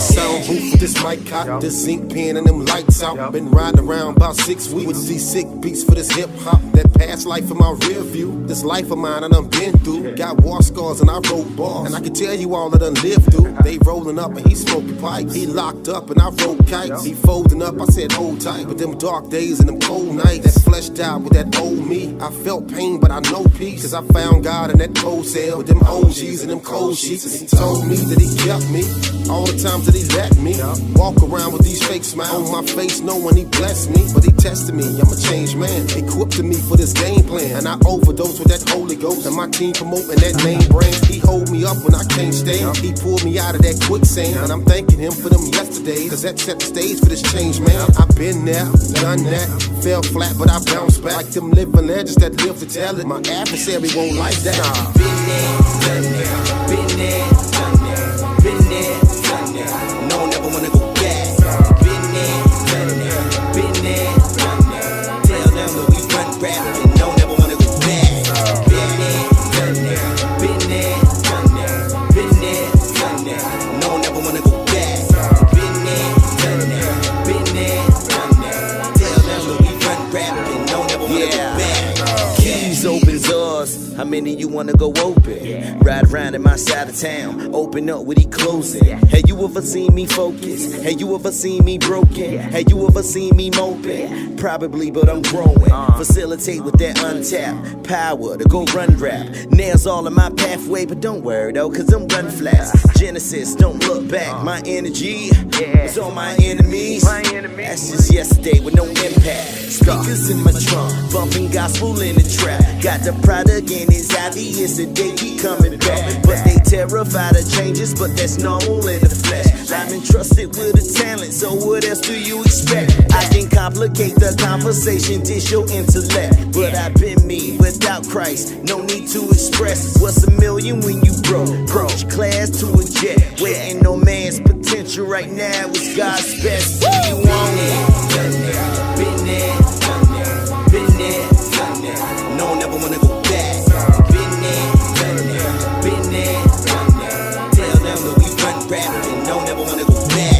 Been there, done that, been there, done that, been there, done that. No, never wanna go back. Been there, done that, been there, done that. Tell them that we run rap and no, never wanna go back. Yeah.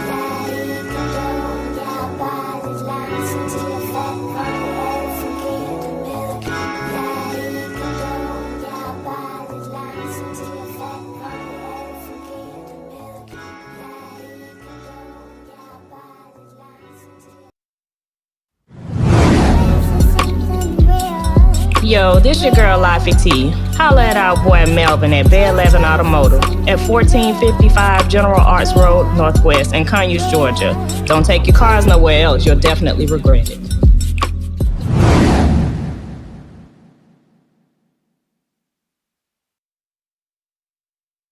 The Mike Comedy Tour. Hey. Saturday, November 5th at the River Center. Doors open at 7 p.m. Showtimes at 8 p.m. Starring Earthquake, JJ Williams, Dominique from The Chappelle Show. For more information and VIP tickets, visit NewYorkEntertains.com. Saturday, November 5th at the River Center. The Dr. Mike Comedy Tour. Hey. Saturday, November 5th at the River Center. Doors open at 7 p.m. Showtimes at 8 p.m. Starring Earthquake, JJ Williams, Dominique from The Chappelle Show. For more information and VIP tickets, visit NewYorkEntertains.com. Saturday, November 5th at the River Center. Ladies and gentlemen, we are back. It's your boy MoeCheeze, aka Grits, broadcast live from the Country Roads Diner. You listen to the Country Roads Experience. My man EJ Thomas checking into the building with the freaking hot seat. Ladies and gentlemen, round of applause. What's good, Brody? Man, chilling, man. I'm gonna be real with you, man. This ain't gonna be the hot seat today. This gonna be like the lukewarm seat, bro. It's gonna be This ain't gonna lukewarm? the hot seat. Yeah, man. Because just for real, the subject matter, first of all, bro, to the father that was on, I could never imagine something like that happening to me. And, you know, just to have to go through that and everything that he was talking about, it's unimaginable. And I couldn't, the anger that I would have in that situation, because, you know, y'all see me blow up for something that not even irrelevant, you know, it's not even relevant at the end of the day. But I couldn't do it. If some people would be dead, you know what I mean, just being honest. And the restraint that he has, I know it's been a couple of years since, but I just couldn't see myself in that situation and still being as eloquent as he was in saying what he was saying. And so I just wanted to tell him, props to you, sir. I admire you, and I admire your way that you were able to explain and get through the situation without those issues. So if I could get one more round of applause for that gentleman, just for what you're doing. Definitely. And I'm sorry, I was checking some messages. I think somebody said we had some silence, but we should be back. We should be good. Seeing all the meters running, people saying what's up to you. Safe travels out there to Raider Kev. Raider Kev said he got some bad weather out his way and he's driving. Raider Kev said, I have to say this because it's truly important. Mocha, we appreciate what you do, because when you hear the stories like today, knowing the type of person you are, your work is truly appreciated. I agree, bro. I agree. And like I said, sis works in law enforcement, so I always want to make sure that we don't always just paint the narrative, of bad policing, but it has to be addressed. And I know earlier, the word I was looking for was immunity. Shout out to our sponsor. Hey, EJ, we got a sponsor, bro. You ready? You ready to hit a sponsor? Yeah, I heard it. Go and play it again. This is Big Al Bassett, and you're listening to Country Roads. KK, bring me my drink. This is Big Al Bassett, and you're listening to Country Roads. KK, bring me my drink.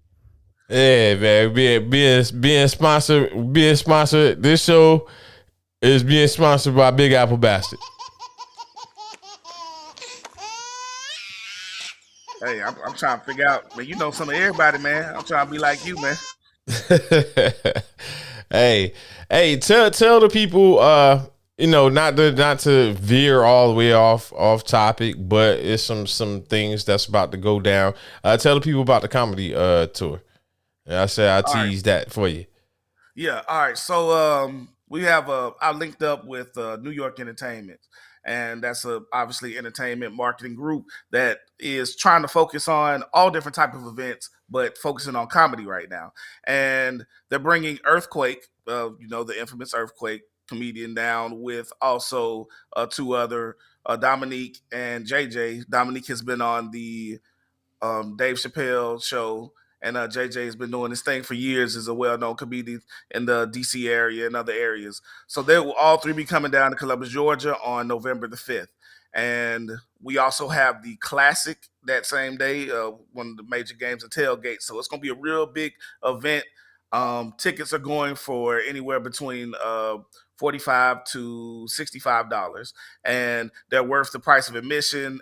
As far as the package that you get with it, we have VIP where you get to meet them, as well as there's Chef Michael is cooking up a storm. He is a Michelin star chef, so top flight level, well known. So it's worth the price of admission. I'm telling people, man, come through if you're in the area, local area. Definitely come through. It's the same type of shows you're gonna see in Atlanta, but even better. And Angel Earl, she was you met her before. She's actually been on this show before.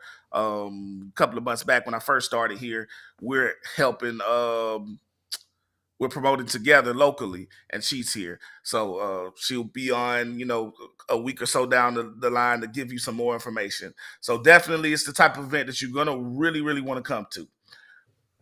One more time for the people. Hold on 1 second. Look, got to get it to them as many times as we possibly can. That's what we're here for. The Dr. Mike Comedy Tour. Hey. Saturday, November 5th at the River Center. Doors open at 7 p.m. Showtimes at 8 p.m. Starring Earthquake, JJ Williams, Dominique from The Chappelle Show. For more information and VIP tickets, visit NewYorkEntertains.com. Saturday, November 5th at the River Center. The Dr. Mike Comedy Tour. Hey. Saturday, November 5th at the River Center. Doors open at 7 p.m. Showtimes at 8 p.m. Starring Earthquake, JJ Williams, Dominique from The Chappelle Show. For more information and VIP tickets, visit NewYorkEntertains.com. Saturday, November 5th at the River Center. The Dr. Mike Comedy Tour. All right. That's enough of the shameless plugs. Shameless. Hey, RC in the chat room asked, has Earthquake responded to Corey Holcomb? As far as I know in my research, he hasn't directly responded. He's done some conversations behind the scenes from other people that are saying it, but nothing officially. I didn't see any videos or any like TMZ or anything reporting that. So. Word. Hey, Greeny is looking good over there, man. That microphone is looking good, man. It almost made me want to drop a tear. Hey, we'll talk to him about that later on, man. Don't do me like that. Don't put me on blast like that. Hey, Mogabella, I don't know about that one. Can you do a contest? A person can win tickets to this comedy tour? I'm glad that was brought up. Because okay. Me and Angel will be doing something coming up for this show exclusively when she comes through. So we will definitely give y'all the date when she comes through. Maybe next Tuesday, maybe the Tuesday after that. But obviously it's one of those because the event is on the 5th. So we're gonna have something planned, man. Definitely. Okay, so there's the answer right there. I was gonna skate around it, but there's the answer. Oh yeah, we ain't have to bring them skates out, bro. You know what I'm saying?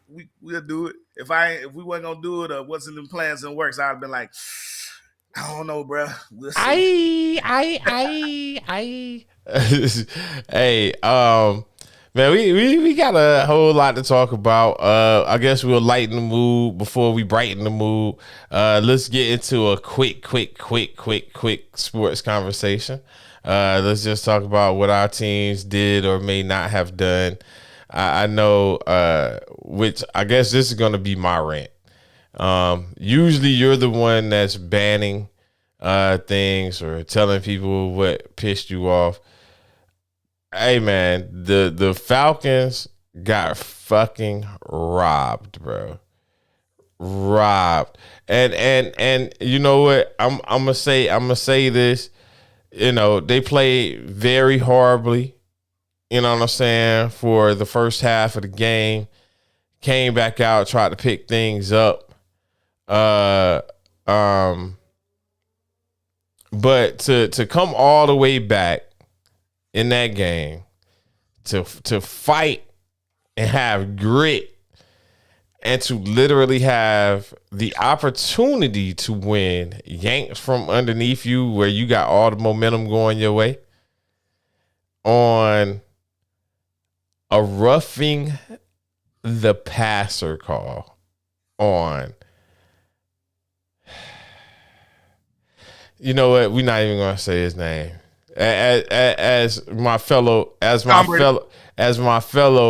podcasters would say, Quagmire, a roughing the passer call on Quagmire. Look, man. All right, so first off, I'm gonna get to you, Mad Game Jeff, in a second. Talking about my Colts, we'll hit that in a minute, but we're gonna be on the Falcons because that's Mo's squad and your squad too, if I recall correct, Jeff. But anyway, so this is the thing. Shout out to the Falcons for making the game competitive. You guys should have had a chance to win the game, and I'm gonna tell you why. There is letter of the law, and then there's spirit of the law. Now, if you want to take it exactly the letter of the law in the new NFL, then whatever. I can't technically argue the letter of the law. The letter of the law. No, he did not sling him to the ground. Yeah. The tackle itself and the momentum that he was carrying, he could have done far more damage. Yes, he could have. No issue. But again, the letter of the law, that can be called in that situation, looking at the play. Would I've called it? Hell no, because the spirit of the law is this man could have body slammed him, could have did way more than that. He could have done, in the motion of turning around to try to make the tackle and secure it, sometimes things happen. And I understand it's a quarterback. You don't want him hurt. And it's Tom Brady, the golden child and all that. But y'all got to stop that shit. First of all, Tom Brady's on the tail end of his career. So the NFL is not going to die if Tom Brady's gone tomorrow. So let's just be real.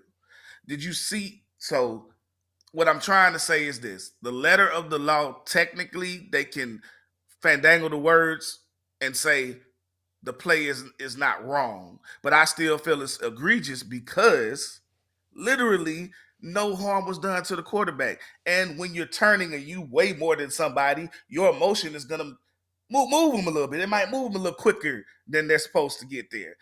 But that's part of football, and we can't legislate all of that out of the game. Like, it's getting a little ridiculous. You guys should have had a chance to have the ball and potentially win the game. Okay. I'm trying to hold my emotion in. But did you see this funky dog-headed bitch try to kick Grady Jarrett after the play? Did you see him try to kick him after the play? Did you see him try to up kick him in the nuts as if he was a UFC fighter trying to get off his back? And no call on that. But that was the second time he did that shit during the game. Then we're not even going to talk about last night and freaking Chris Jones on the tackle on freaking Derek Carr, which he stripped the ball, had possession of the ball, and fell on top of Derek Carr. And they called that shit a roughing the passer.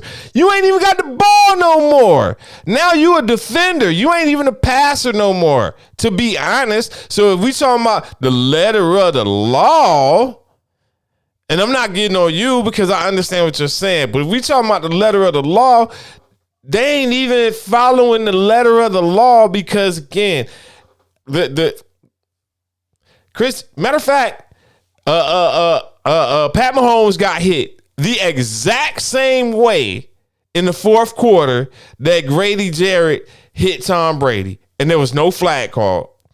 Correct. And then again, last night, Chris Jones had possession of the ball, meaning now he is the ball carrier. And the quarterback is now on freaking defense. How is it a roughing the passer if he don't got possession of the ball? I agree with you 100%, man. I'm just, hey. So my rant at the end of the day. My rant is NFL. And I said it in the chat room last night, so I'm regurgitating my own thought. I haven't looked at anybody's feeds or listened to any bullshit. Basically, the NFL needs to instate immediately, like Thursday night's game. They need to have replay on roughing the passer calls. Like they do with targeting calls. Yep. Yeah. Just like they would do with a targeting call in the NCAA, a roughing the passer call, because it's easy for the ref to fuck up in the moment and to see something a certain way. He sees it as a violent play, but in all actuality, it's not really that. And I think Chris Jones, I did hear Chris Jones say that last night in talking about it after the fact. And I think he held his composure very well. I think if they had lost the game, it would have been a different conversation, but they ended up winning the game. So it was easy to hold your composure when that play didn't cost you the game. And then what's going to start happening more and more often, which has happened before, the guy pulls up, quarterback sneaks out before the ball is, and long touchdown happens or a long run happens, and then you can change the game that way because players are changing. As soon as I touch the quarterback, I got to let go. And I don't agree with that. We got to stop legislating physicality out of the game, like unless we're just going to be flag football. If that's what we're just going to, which they're, by the way, playing in the Pro Bowl now. So you already shouted out Mad Game Jeff. Think some more of the fan than checked in. Tamara checked in with us, as well as Beth. So appreciate y'all for tuning in to the Tune In. But yeah, speaking of the Colts real quick, this is going to be real quick. Probably one of the worst games of the season that you're going to see. Field goal game. Not just that, but it was field goal game. It was horrible offense. It wasn't great defense. It was horrible offense. And that's the difference. If I see remember the Titans and Ravens games back in the day with Ray Lewis and the running back Eddie George back, just straight going at it, and those type of games with the high physicality were interesting still. Here's the problem. I see your analysis. I see your analogy, but the only problem I would say with that is in this particular conversation, you're supposed to have two quarterbacks that are supposed to be at least good. Bruh, they're garbage right now. At this point of their careers and everything that's going on, they're garbage. Now, it is being pointed out, just what the reports say, torn labrum or whatever, partially torn labrum for Wilson. But what's Ryan's fault? Okay. I will say this, if that is the case, and I haven't looked at the reports, but if Russell Wilson has partially torn labrum, I know the pain that he is in right now because I'm feeling it right now as we speak. All of this right here feels like somebody is actually driving a knife directly through your arm. But look, man, say all of that now. Don't say it after the bad games. You know what I mean? Like, it comes off as you've seen that some ain't right with Russ. You know some ain't right with Russ. Now, what's the excuse? What's the excuse for Matt Ryan? So right now with Matt, what I'm saying is two things. He's holding the ball a little too long, but this game it wasn't even that. And I'm gonna get off the Colts after that. The offensive line has been shuffled. We had a rookie tackle out there, and I mean they was getting to him in 2.5 seconds. Like, he didn't have time. It was a lot of drives in the first, especially the first half. Man, it's 3rd and 3, 3rd and 4. He can't even hit a slant route before somebody is on his ass. And we're not even talking about a blitzing linebacker. We're talking about one of a tackle gets to him or a DN gets to him. 2.5 seconds. You didn't have time to throw the ball in the first half. And so we have to fix the line. And then I will grade him after that more towards the season if we can get the line fixed and pieced in. So we're going to see that. And Jeff, y'all excuse him. He's just upset because he said that the Colts are going to lose their next 6 games. And he bet me that they wasn't going to win 2. So all I got to win is 1 more, and then I get my money from him. So he's sweating real bad right now. So. And I would say excuse Jungle as he's talking about some Mo. We not in here to hear about the Ragamuffin Colts and Falcons. First of all, Jungle, listen. Let's be real. As a matter of fact, before we be real, let's hear a word from our sponsor. This is Big Al Bassett, and you're listening to Country Roads. KK, bring me my drink. Hey, man, just because your team is 4-1, y'all shouldn't be. At the end of the day, congratulations on your 4-1 Giant start. Hey, I can't ride with you on that, bro. You got to get the props. You got to get the props. Hey, man, for real. They have won. No backhanded stuff. They have won 2. I will not give him straight up props because he would. It ain't him. It's the team. The team is playing good. They are behind the coach. I will say that you can see the energy from them. They look like a different team. But I also see two games that they should have lost. This game against Green Bay just, I mean, shitted on themselves in the second half. Pretty much, and definitely Aaron Rodgers. You want to know what I saw in the game Sunday morning at the end? Matt LaFleur was a punk ass. Matt LaFleur, instead of motherfucking running the ball, he wanted to appease Aaron Rodgers' ass, and you probably could have ran the ball on one of them damn plays, got in the damn end zone, and the shit would have been over with. And Aaron Rodgers wet the fucking bed. He wet the bed on 2 plays. Well, just like he wet the bed last year when he could have ran into the end zone and he didn't run into the end zone. Aaron Rodgers, ladies and gentlemen. A-Rod. That's y'all GOAT, ain't it? That's y'all second GOAT, ain't it? Shit. I'm just saying, I will not give him any props. Just because if you give him some props, it's going to go to his head. Pause. So I will not. You know what I'm saying? No. I'm just waiting on the New York Giants to have a collapse, and we could talk about them much like you talk about the Mets right now. Wait. Okay. So looking at this time, we gotta hop up off the sports for a minute. But let's get the rant, and then you gonna do the band today. You know what I'm saying? I want to know what you gonna band today. Oh man! All right.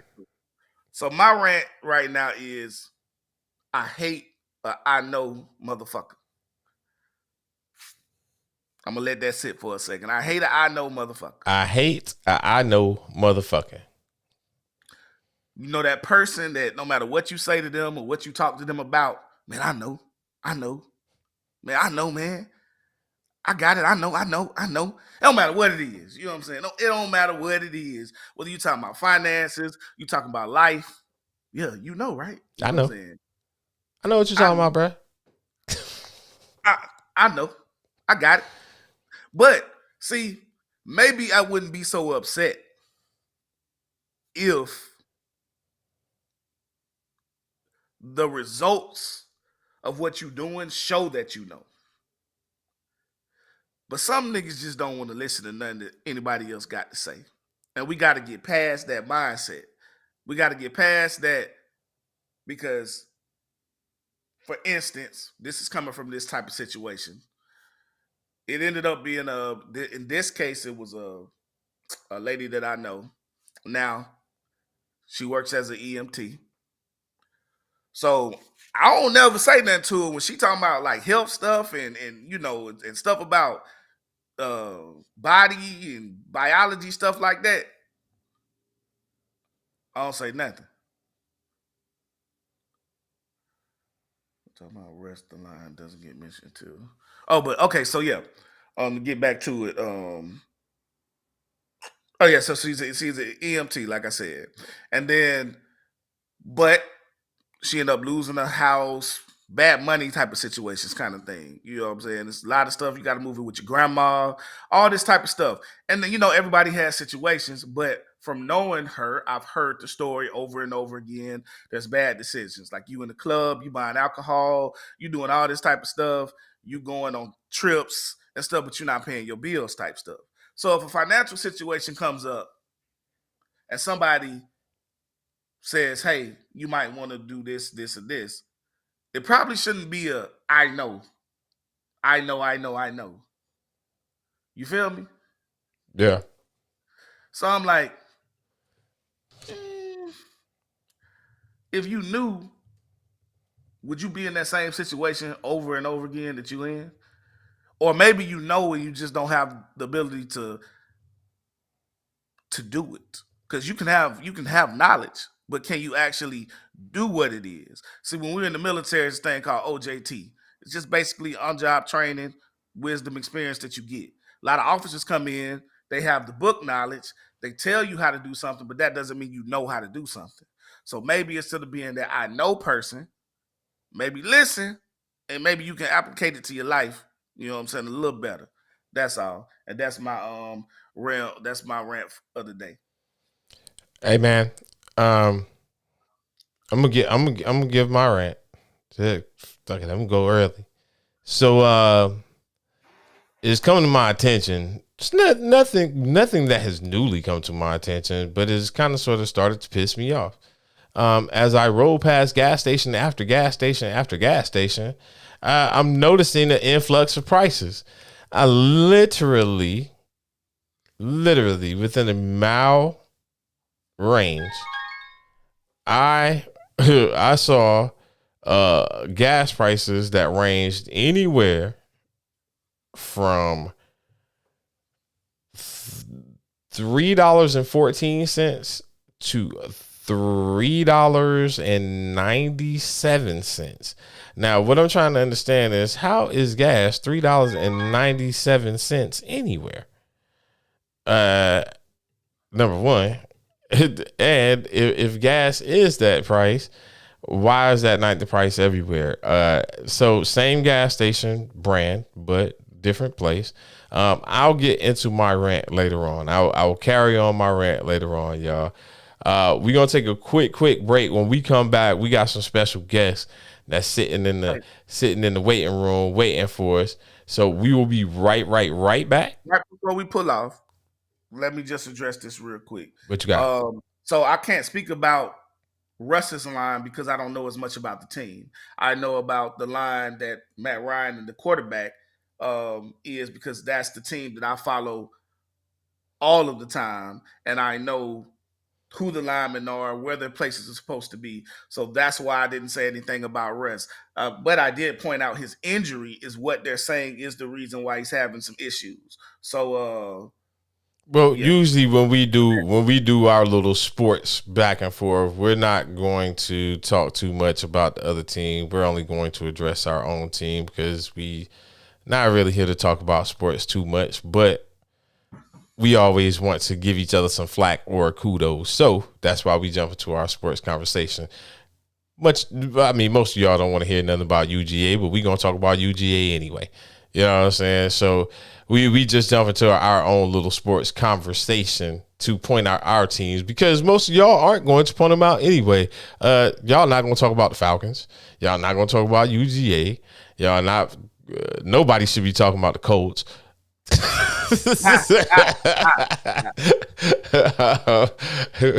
And y'all definitely ain't gonna talk about the Atlanta Braves. Y'all definitely ain't gonna talk about the Atlanta Braves, but it's all good.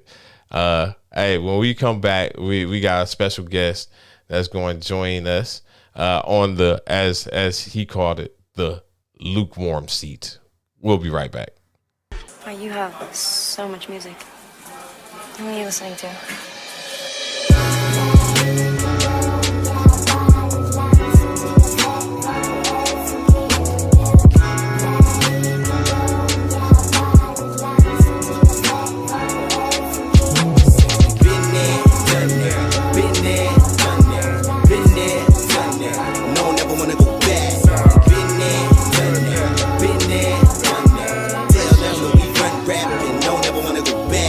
Sound booth with this mic cock, this zinc pen and them lights out. Been riding around about 6 weeks with these sick beats for this hip hop. That past life in my rear view, this life of mine I done been through. Got war scars and I wrote bars, and I can tell you all I done lived through. They rolling up and he smoking pipes. He locked up and I wrote kites. He folding up, I said hold tight. But them dark days and them cold nights, that fleshed out with that old me. I felt pain but I know peace, cause I found God in that cold cell with them MoeCheeze and them cold sheets. He told me that he kept me all the times that he let me walk around with these fake smiles on my face, knowing he blessed me. But he tested me, I'm a changed man, equipped me for this game plan. And I overdosed with that Holy Ghost, and my team promoting that name brand. He hold me up when I can't stand, he pulled me out of that quicksand. And I'm thanking him for them yesterdays, cause that set the stage for this change, man. I've been there, done that, fell flat but I bounced back. Like them living legends that live to tell it, my adversary won't like that. Been there, done that, been there, done that, been there, done that. No, never wanna go back. Been there, done that, been there, done that, rapper and don't ever wanna go back. Been there, done that. Been there, done that. Been there, done that. No, never wanna go back. Been there, done that. Been there, done that. Tell them that we run rap and don't ever wanna go back. Keys open doors. How many you wanna go open? Ride around in my side of town. Open up with he closing. Have you ever seen me focus? Have you ever seen me broken? Have you ever seen me moping? Probably, but I'm growing. Facilitate with that untapped power to go run rap. Nails all in my pathway, but don't worry though, cause I'm run flats. Genesis, don't look back. My energy is on my enemies. That's just yesterday with no impact. Speakers in my trunk, bumping gospel in the trap. Got the product and it's obvious that they keep coming back. But they terrified of changes, but that's normal in the flesh. I'm entrusted with a talent, so what else do you expect? I can complicate the conversation, dish your intellect. But I've been me without Christ, no need to express. What's a million when you broke? Coach class to a jet, where ain't no man's potential right now, it's God's best. Do you want it? Been there, done that. Been there, done that. No, never wanna go back. Been there, done that. Been there, done that. Tell them that we run rap and no, never wanna go back. Been there, done that. Been there, done that. Been there, done that. No, never wanna go back. Been there, done that. Been there, done that. Tell them that we run rap and no, never wanna go back. Yeah.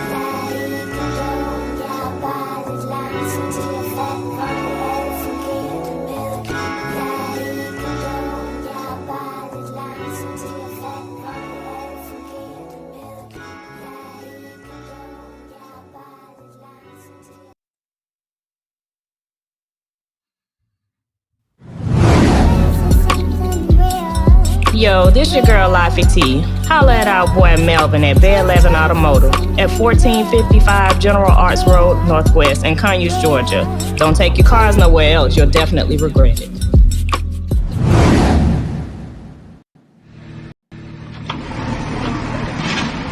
Let's start the show.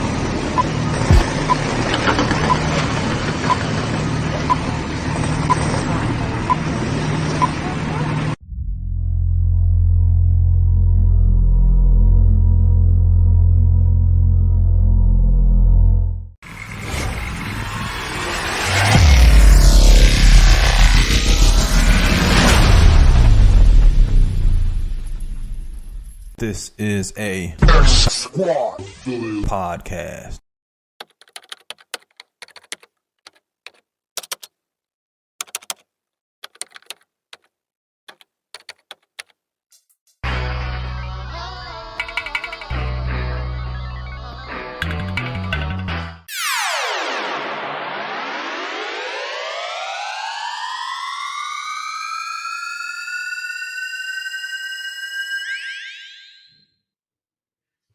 What's up, fam? It's your boy MoeCheeze, aka Grits, broadcasting live from the Country Roads Diner. Let me see something. I got one of my guests missing.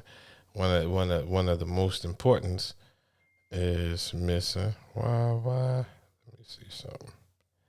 Did he drop off on camera? Or we just got him on audio. Brother Bomani.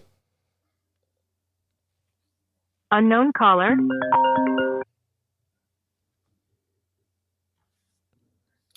Y'all there with me? Yeah, I'm here, and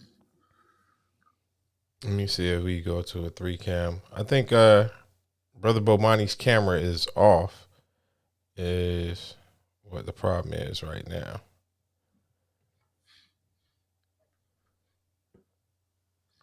Got the other brother is muted.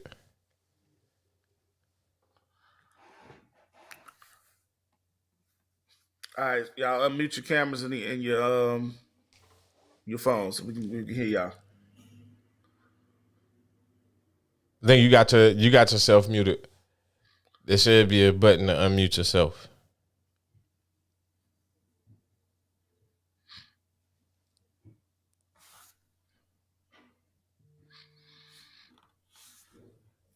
Let me go to it.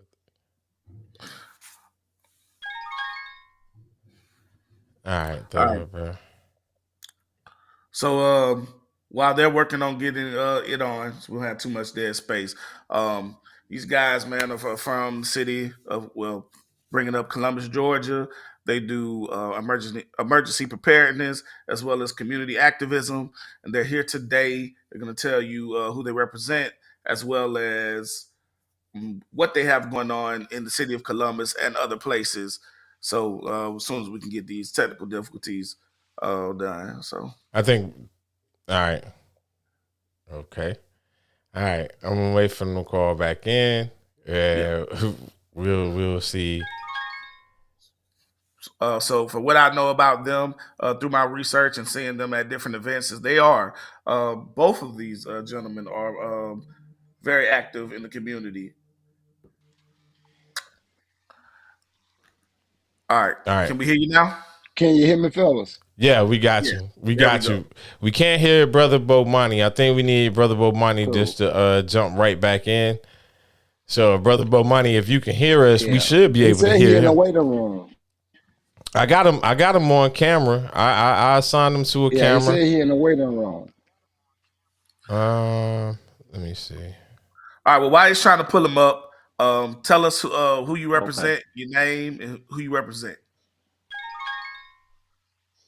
There we go. Okay, I'm a Tadra Desira, and I'm a part of the People's Party for Independence, and we're a political community organization, and we represent our people politically, and we want to be a liaison between the people and type of foreign entities. A lot of our people don't really have representation, so we want to represent our people, and we wanted to organize in our community to be the vanguard, so that we can kind of clean up our community. It's honorable, very, very honorable. Brother Bomani, how you doing today? I'm doing well, brother. How about yourself? I'm doing really well. Peace and blessings. Tell us, who you are. Brother. You already know, and anything else about PPI, just the kind of overview of what you guys do. Okay. My name is Bomani Ihir Jahashi here. I'm currently administering information for the Peace Party for Independence. The Peace Party for Independence is a new African formation geared toward keeping the community clean, safe, and organized.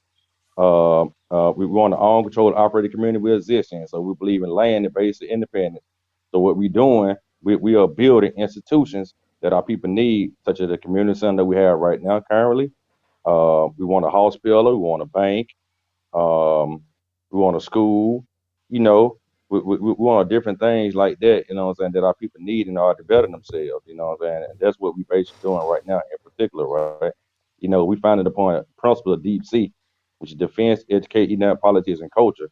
These principles, the principles that have been going on for decades, especially in regards to the work of Malcolm X, the works of the Bridge Negro Program Africa, the works of the Black Panther Party. We did a continuation of these works and what we got going on. But I also do other things as well. I hold Georgia University Radio that we've been broadcasting in 2014. I hold the Provisional Republic, the Afro Radio that we've been doing since about a year. I'm also part of the Black Organizing Committee and Jimmy Atchison Network. So I support political prisoners. I support the aspect of individuals victimized by mass incarceration. And I'm all about educating the people, informing them as much as possible, which is needed because we understand that educated for liberation, So we aim to transform that criminal mentality that we have in our communities and new African people into a revolutionary mentality that can be productive. And when all we can do that is we unite the fight. We began the campaign almost like 6 years ago in regard to we won the community center. We called the campaign Unite the Fight. We were actually going to the community, knocking on the door, because we understood and realized that Columbus had like over 90,000 new African population. So we said ourselves, if we get $1 for everybody, we can build our community center. And here we are today with that vision into manifestation, and we're ready to do the work. Peace. Got you. If I can, would you allow me to read the your public statement on your Facebook page? So the PPI is a political entity. We did not create the conditions that we are faced with. However, our condition helped create this organization. We recognize that there are problems in our community that are often neglected due to unorganized activity by the people, along with the misrepresentation and allocation of land and resources. The organization was formed to help organize the masses of people, be a liaison between organized communities, and be a representation of the people. So I thought that was very powerful. And so the first time I heard about you guys was I actually stayed in the house across from the community center that you guys have now, on Dawson Street. And what I kept hearing Dawson Street, and I was like, okay. And I want to say, man, first of all, thank you guys for the work that you guys are putting in for the community in general. In this city in particular, this hasn't been focused on, and what you guys are doing is needed. And I just want to say personally, thank you. As far as community, give us a step plan. Give me about 3 to 5 things right now that either you're trying to do or that we all can do to try to better our community. Where do you want to start? As far as programs or institutions? Um, as far as individually, what we can do, all of us. Okay, so the first thing that any community can do to better themselves is to get themselves right individually. So a community is made up of individuals, and the stronger the individuals, the stronger the community. Next, once you get yourself right individually, we always push finding a strong partner. A lot of times in our community, our families are broken down, so it's hard to kind of have some type of solidarity between individuals with different ideologies. So we have to get strong individually so that the mindset that we have collectively, we can go out and keep the community safe, clean, and organized. And then we can educate our children on the importance of, who we are, why we are, and where we're going. So all the time, our first thing we do is get the individual right, then we set the family, then we get the community. Get your grass right. Don't worry about somebody else's lawn. Get your lawn right first before you can help someone else. First. Gotcha. Indeed. All right. After that, what would be the next step that you would say would be important after that? So, now, after you get past, once you get the community organized, you need an organization. In order to organize people, you need an organization. And we built the organization, and what the organization does is we go into the people and we help educate the people. So the people already have a program on how they're living. Sometimes it's not the most efficient program. So what we do is we go in and we have to learn and understand what each community is doing, and then we work around what that community center and the education center and the grocery store. So what we have to do is go in, create things of change. So here in Newton say survival program. So we have to go in and we will have to have survival programs inside of our community where we could start to depend more on ourselves than on the system. And then once we can get our people to depend on ourselves and a culture that binds us, then we can start to own, operate, and control the community, because the community be dictated by the politics of the ideology and not by individual. Let me ask both of you guys a question, because each time, it's easy to sit here and talk about it. And we talk about problems a lot. We don't talk about solutions. So I want to thank EJ for asking and posing the question the way he asked. How do you guys come up against challenges, especially challenges within our own community? I feel like a lot of times we are our own biggest setback. And for some people don't want to address that issue, but I feel like because we don't address ourselves more often, that slows down progression. Okay. So basically, what are ahead, you Boo actually asking in the question? It is how do we address the kickback from our own community?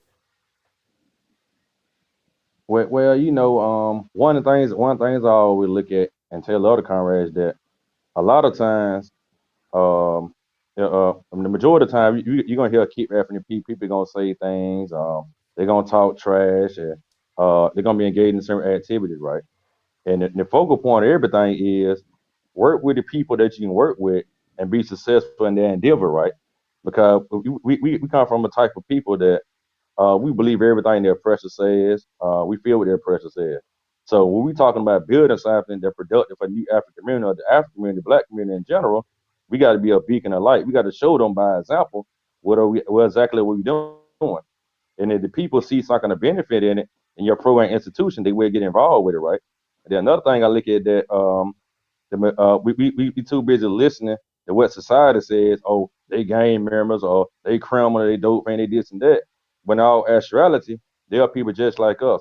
If we don't take the time to talk to the people, communicate with them, get to know them, get to understand them, get to relate to them, we will never know exactly what their strong points are, their weak points, or nor we even know if they got any solutions already in the community they are not utilizing. Like the comrade said, they already got programs already.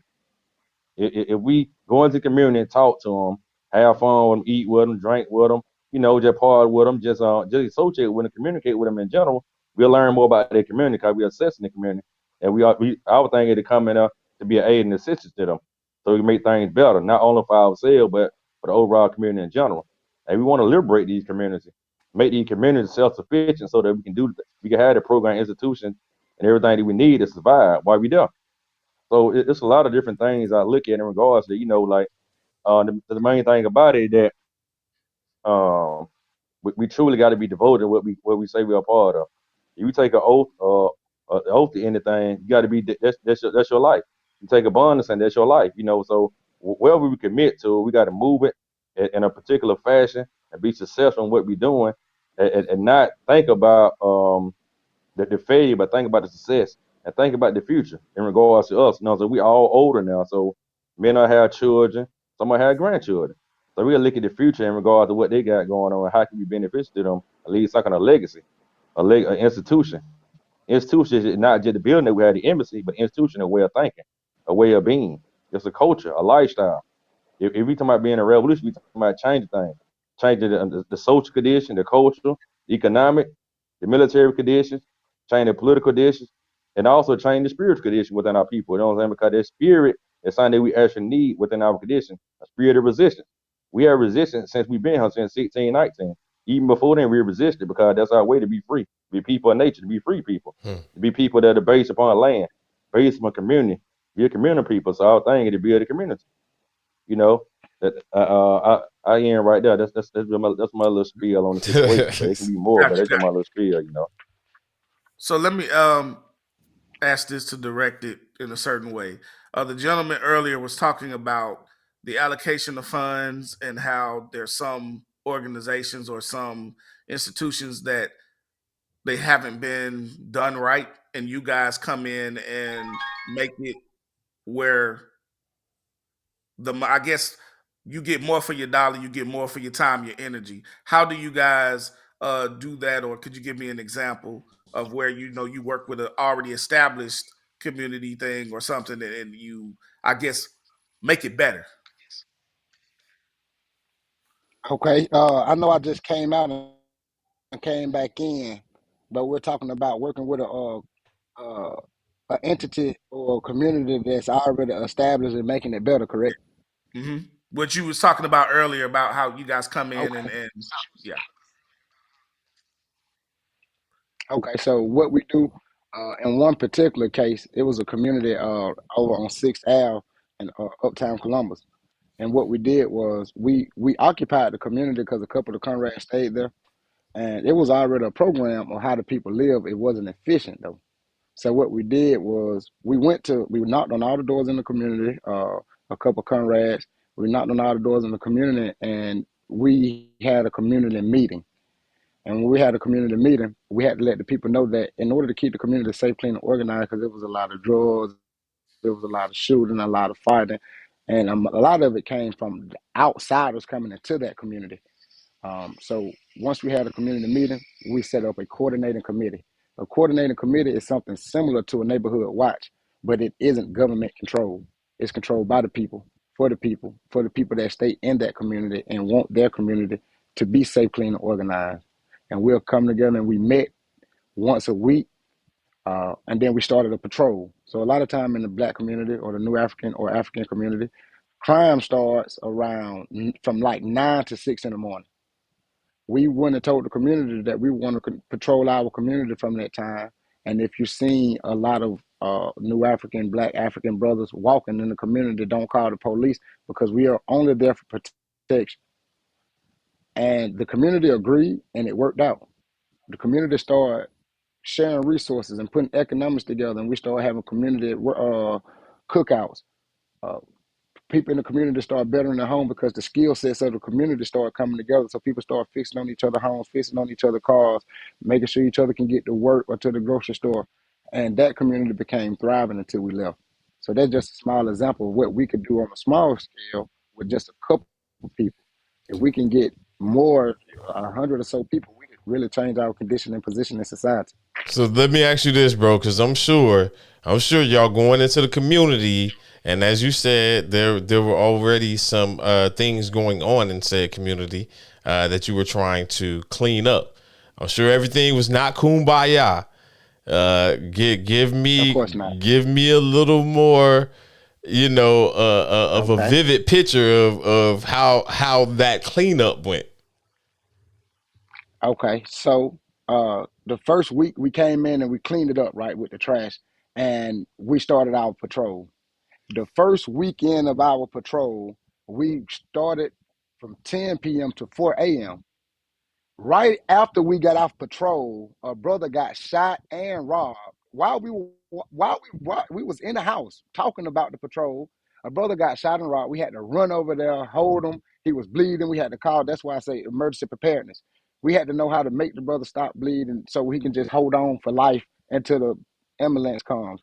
And once that happened, we were like, wait, okay, they're watching us. They're watching what time we get off, how long we patrol. We're being watched, and we're supposed to be the watchers. So what we had to do is go back, revamp what we were doing, get more assistance from the community, let everybody turn on their porch lights, because in the black community, it's dark. We don't have that many street lights. So everybody had to turn on their porch lights to make it bright in the community so we can start seeing what's going on. And eventually it got better, but not overnight. I promise you, not overnight, brother. And some might have heard that statement as far as community preparedness and knowing how to stop someone from bleeding and being like, oh, why would you want to know that? Well, when we were in the villages in Africa, I'm pretty sure somebody got bit by something, got stabbed, got poked. There was a doctor on site. So why would that be strange for us to have in our own community? You know what I'm saying? Like, if something happens, I shouldn't have to wait for the ambulance to come because we know it's going to be slow anyway.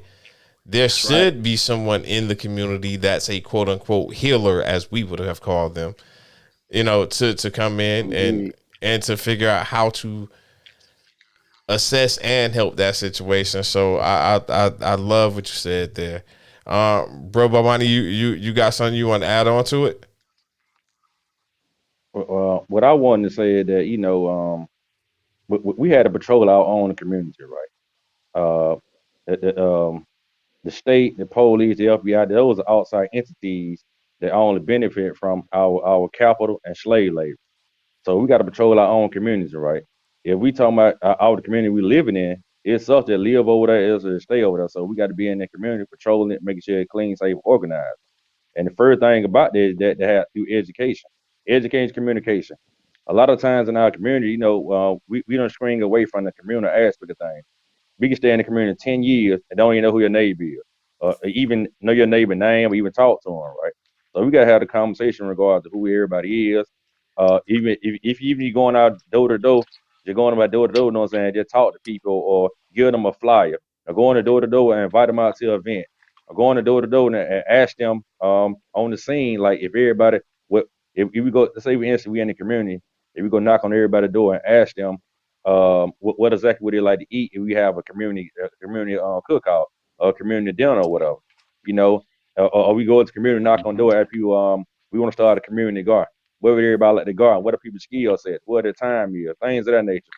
We got to be more unified in the community aspect, and that takes a lot of the curve, especially with all the propagation we see from media telling not to go in the community danger. Our people are killed, our people are robbed, our people this, so forth and so on, right? We got to be dedicated to it. We got to be serious about the work that we're doing, and I applaud y'all brothers for even taking the courage to create their broadcast, even put their propagation information out there, considering how people are being attacked on media and other platforms, right? So I salute y'all, brother, for y'all effort and also your for your commitment to put the information out there to educate the mind of masses of others, right?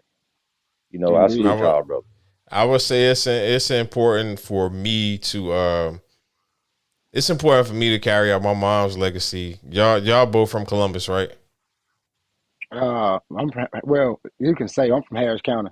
Okay. My mom, Yeah, my mom, rest yeah. her soul, rest in peace, was Evelyn Turner Pugh.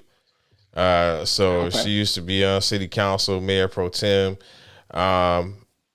One thing that stood out to me from y'all's conversation earlier, and EJ saying something about the community center that y'all have established. I remember, growing up in Dawson Estates and having to go all the way to the YMCA, the AJ McClung YMCA. And I remember my mom always saying, we need our own community center on our side of town.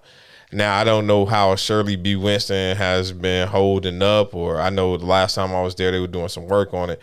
But she made sure while she was on city council and she was in politics, she made sure that we had, some of the privileges on our side of town that, they had in North Columbus, So I think what you guys are doing is more than admirable. You know what I'm saying? Like, definitely any way I can help, anybody I can reach out to on y'all's behalf, let me know for sure. Definitely. Indeed. Definitely. Now, we got to talk about that meeting we was all at a couple of weeks ago. Okay. Oh, I'm about to get some insider information. See, we all smiling, man. If that wasn't the biggest load of bullshit in my life, ain't in my life. That So break it down. What meeting what meeting y'all talking about? Okay, first off, I want to say, let me start off with a little bit of positive. Shout out to Nia Williams and the group that she had with trying to put something together for the neighborhood. They were her district is, I think, District 3, and that's basically Oakland Park and the surrounding areas on that side of town. Okay. So the Oakland Park, they had a bunch of the people who stayed there come to the meeting, and I will say they had a good turnout with public officials. They were there. Now, did they say much? That's a difference, because people can show up, but they gave us the runaround on just about every single question that was asked, everything that was like policing the area better. They just kept saying, call the hotline. That's it. Call the hotline.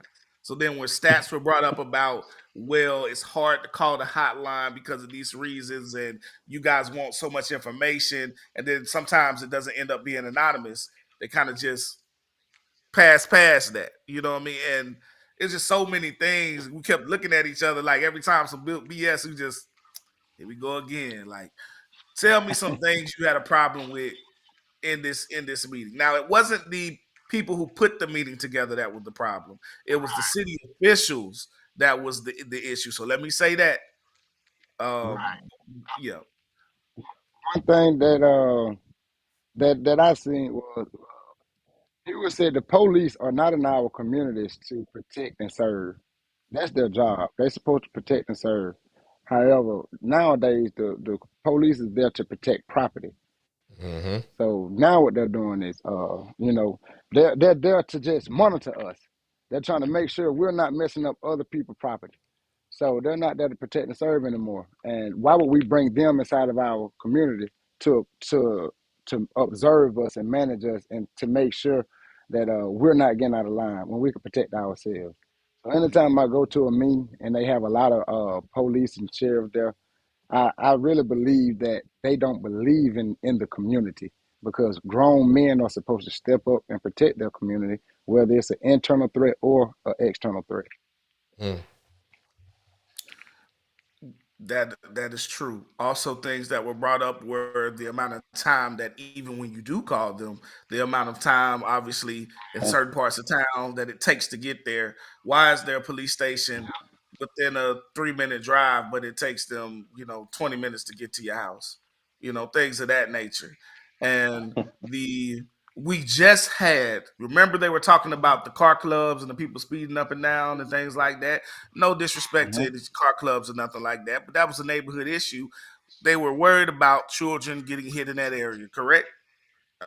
Correct. Yes. What just happened in another neighborhood a little farther down just a few days ago? Same type of situation. It's two And children, right? yeah, 2 children. One died and one is in Yeah. critical condition. Like we were just at a meeting talking about it, and they did nothing. And Has there then now been any update on that? I apologize for cutting you off, but has there been an Yeah. update? he was Brother caught. turned himself He in. turned himself. He turned himself in. Okay. A brother turned himself in. Okay. Mm-hmm. Um, there's in my opinion, there's no reason to run, but I I I won't even say I get it, but I heard the reasoning and the comeback, so I heard it. I'm just gonna leave it at that. I actually have played poker with the guy, have seen him before. Don't know him, but I've been around him multiple times, and it's a horrible situation all the way around. But again, Yeah. when that road itself has been on deck on the docket to be potentially widened and stuff like that for years now. There's a bend Yeah. around there that is super dangerous that you have almost zero visibility This going shit around. Chautauqua Road, right? No, this is Steam mill. Steam man, Mill Road. Steam mill Steam road. Mill. Steam So Mill. for those that don't know what we're talking about right now, there was a case where 2 children were hit on Steam Mill Road in Columbus, Georgia. Steam Mill Road is very bendy, very windy, no real sidewalks, to my knowledge that I can really think of. So it's just a dangerous situation. 2 children were here. They said one was killed, one is in the hospital. The brother did turn himself in. If y'all don't mind me deterring from the conversation real quick, what was the reasoning? Was it panic? Yeah, was panic. Okay. I mean, and that's why I'm saying I heard it and it registers to me what he said, but the loss of life, and there's other things, so I'm never going to excuse that. So at the end of the day, he has to be honest about what happened, and I really wish he had stayed because you don't have that's to excuse it, but you can understand it. You know what I'm saying? To a degree. Obviously, when you got children, you feel a different way about it, but you can understand. yeah, I'm To gonna a stay degree. away from that. Even Mr. Controversy ain't gonna go that deep in that one. Yeah, But that's tough. yeah, if you had, I would definitely would have wish he stayed there. So, but the point is that we literally were just talking about it, and they were so nonchalant about it. But now everybody's up in arms. Now it takes the death. Oh yeah. Something happening for something to get done. Now people are saying, "Oh, that road needs to be." We've been asking for this. I've been in this area of town. I started off where you guys are. I've been in Oak Crest, up Buena Vista Road, all that area. I know all the drive boys down there in that situation. I live in Bunker Hill now, so I go through that road, that bendy stuff all the time. My kids went to school down there for a brief time. Mo and his people are Yeah. from Dawson Estates. Like we see this all of the time, and they do nothing until someone gets killed or someone gets seriously hurt. And so, what are they? And no disrespect to the city council people, they try, but they're not trying hard enough. And there are things that can be put, but we have to force them.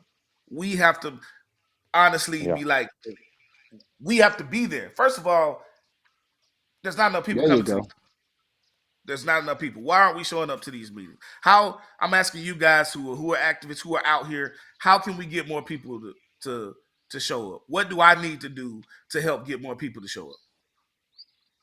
Well, Really, what we should the do thing is about go ahead, Conrad. go ahead, Conrad. Go ahead, Conrad.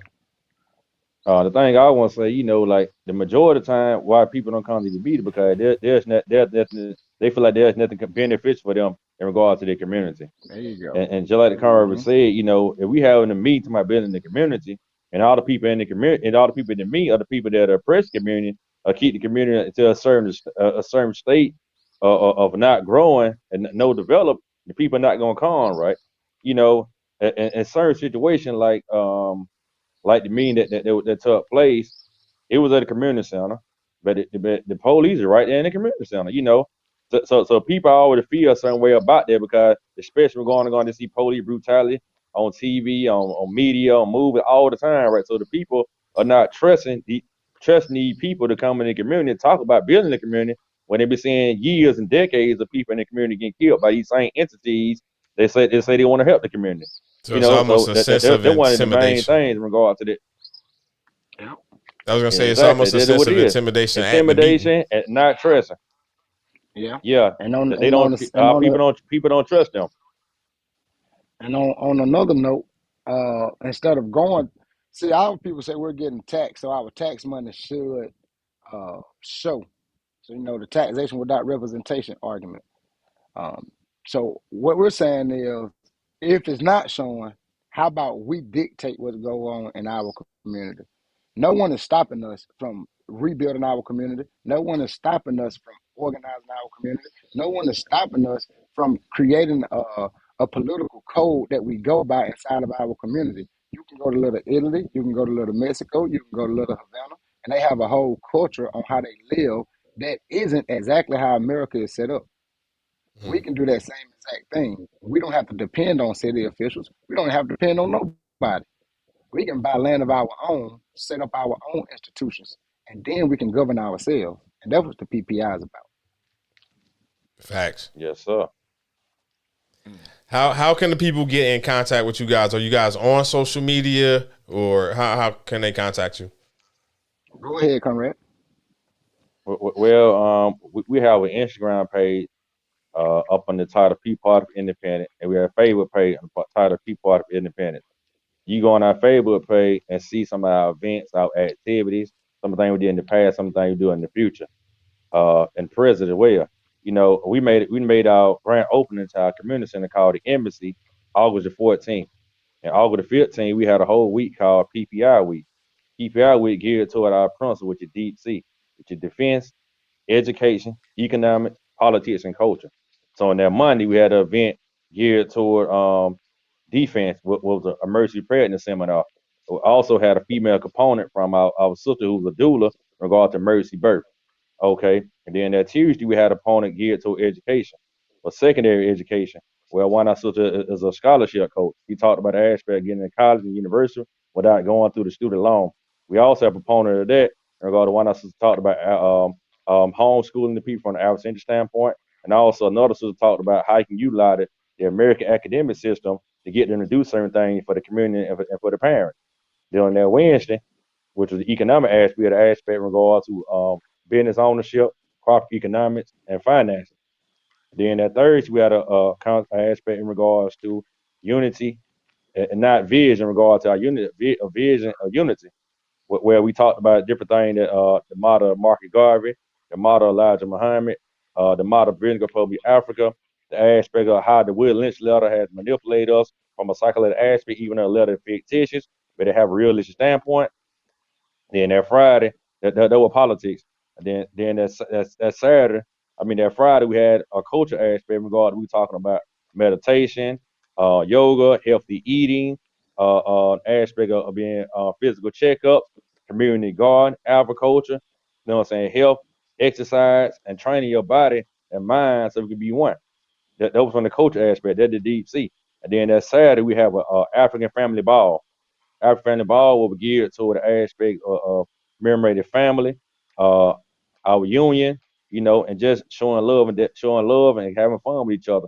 That what after we did all the work because we can't think that we are robots and we just got to do the work and just do that in the community. We got to have fun too because of human nature, And Indeed. what other better way to have fun in an environment that clean, safe, and organized that's protecting you, that protect you from crime and attacks from who would be outside entity or entity by the state or wherever it may be. But what better environment to do so with an environment like that, where we find them in love and familyhood, self-reliance, self-determination, so forth, so on.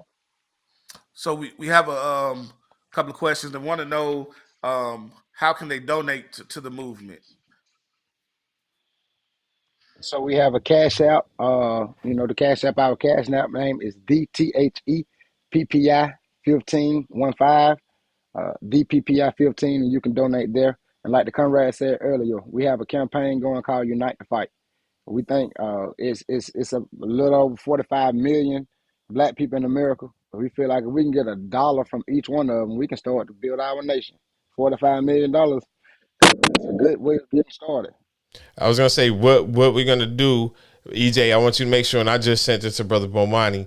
I sent the link to the show, so if y'all could jump into the chat, because we'll still have probably about 15 minutes left in the show. So if y'all can jump in the chat and make sure that y'all put all of your links and social media links in the YouTube chat page, then that way everybody knows exactly how to get to you. I don't have no misspelling on my end.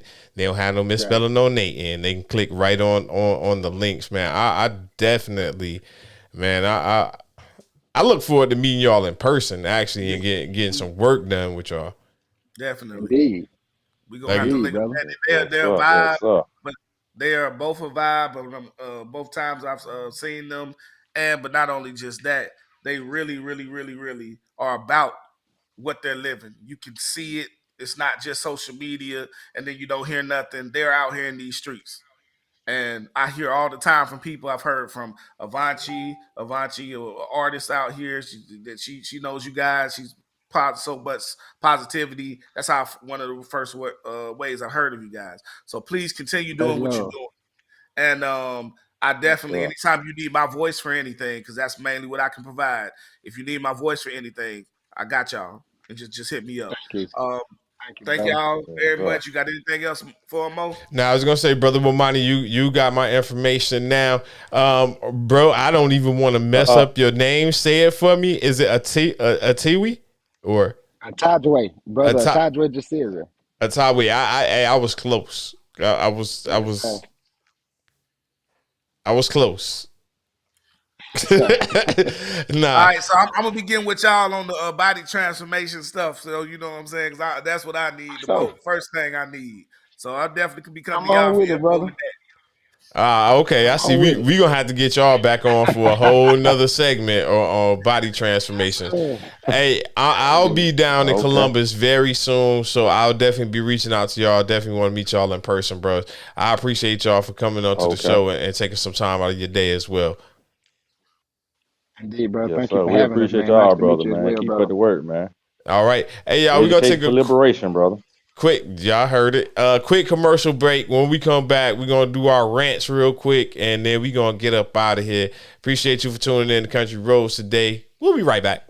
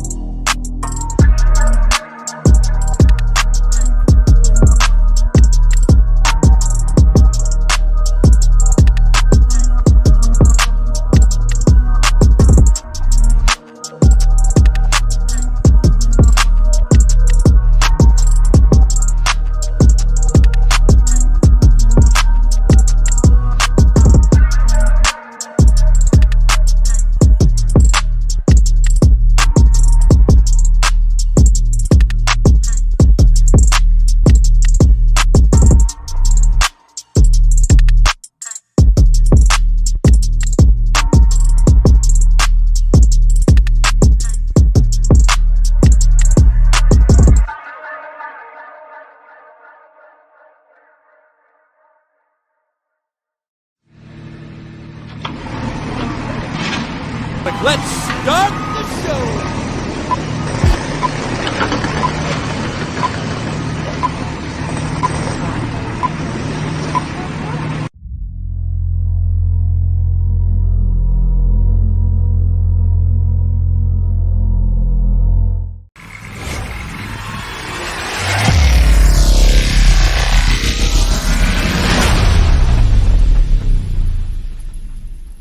This is a podcast.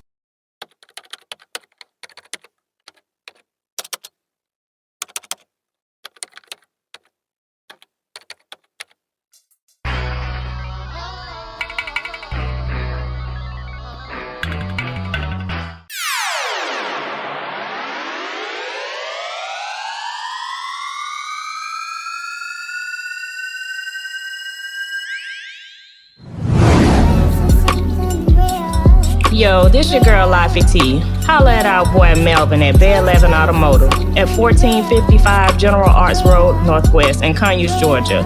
Don't take your cars nowhere else. You'll definitely regret it.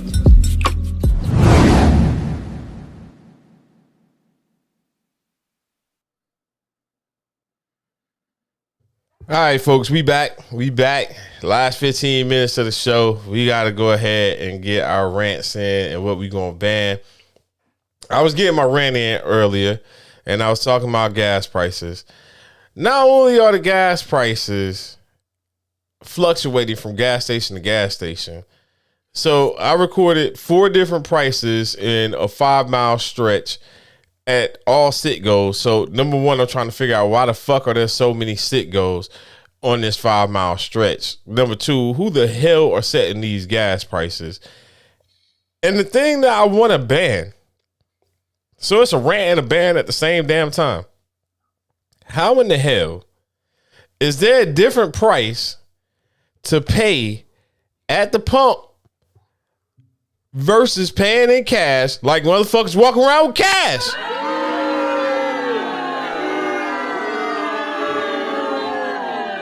The hell you mean $3.19 in cash, but $3.29 to pay with my card?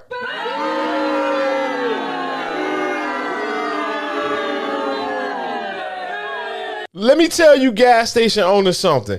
It is not our responsibility to pay your freaking POS fees, mofo. Yeah, I said POS fees. I know exactly what I'm talking about. Point of sales. I'm not going to keep paying your point of sales fees. You're supposed to have a bank that you go through that don't charge you that much, so you should not be charging. You actually ripping folks off. 10 cents a gallon, not 10 cents one time. 10 cents a gallon, bro. 10 cents a freaking gallon? Are you freaking kidding me?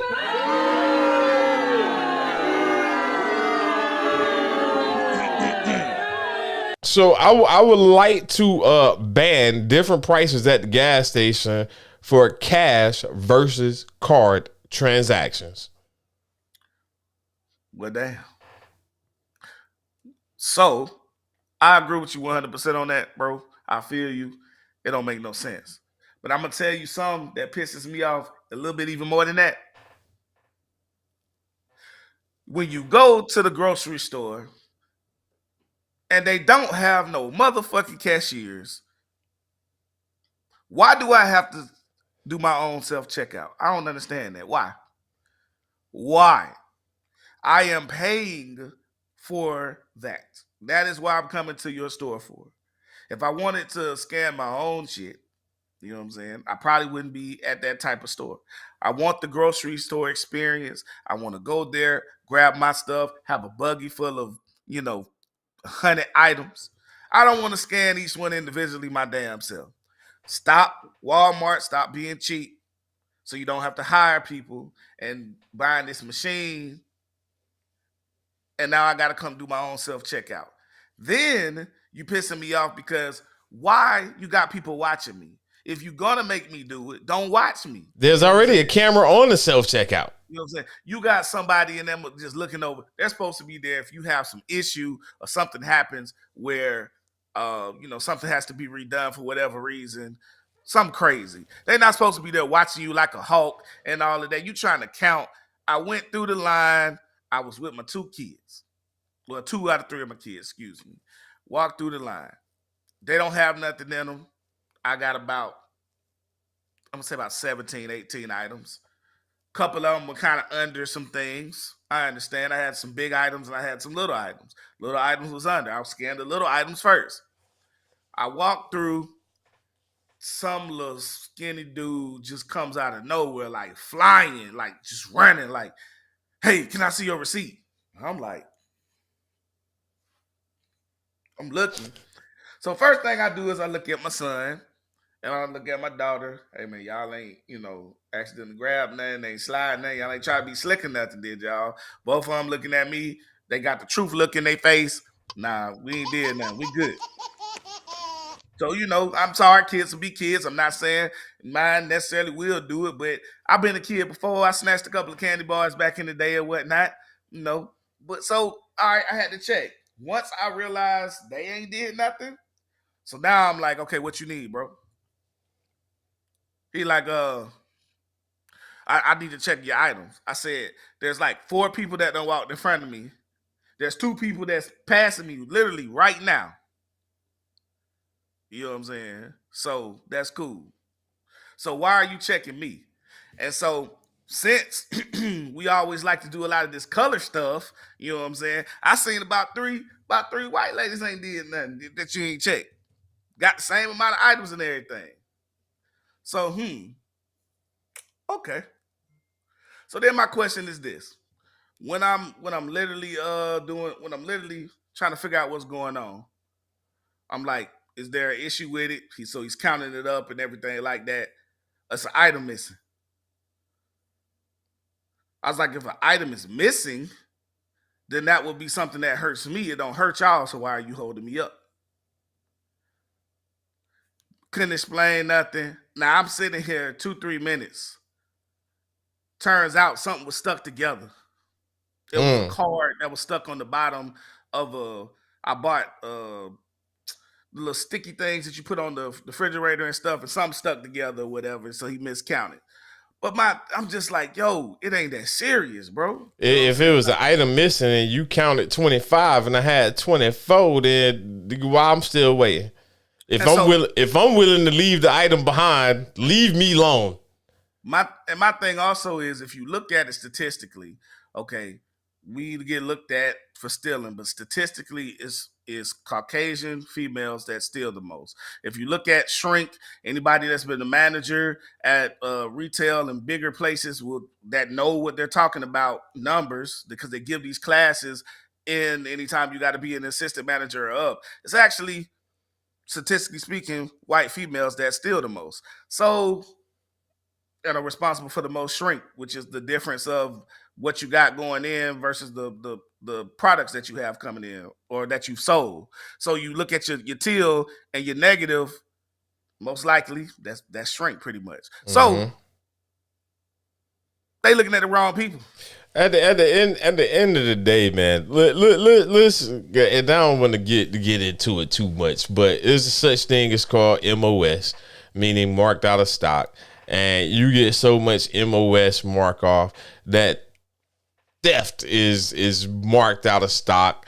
You have theft calculated into what your bottom line is going to be anyway. So these corporations ain't losing a damn thing because they done marked up shit so much that for every 10 items that probably get stolen, they still made $1 off of 3 of them being sold.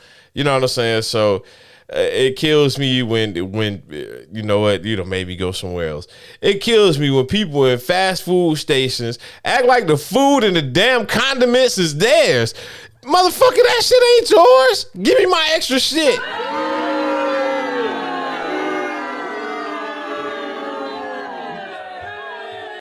You try to get an extra sauce at McDonald's. I'm gonna have to charge you. I'm gonna have to charge you 25 cents for that. What the fuck you mean? You gonna have to charge me 20? Let me ask you a question. Let me ask you a question, little person behind the. Hello, welcome to McDonald's. May I take your orders? Let me ask you a question. When you charged me 25 cents extra, did you get some fucking commission? I bet for every 25 cent thingy you sold, you ain't get a damn thingy thing from it.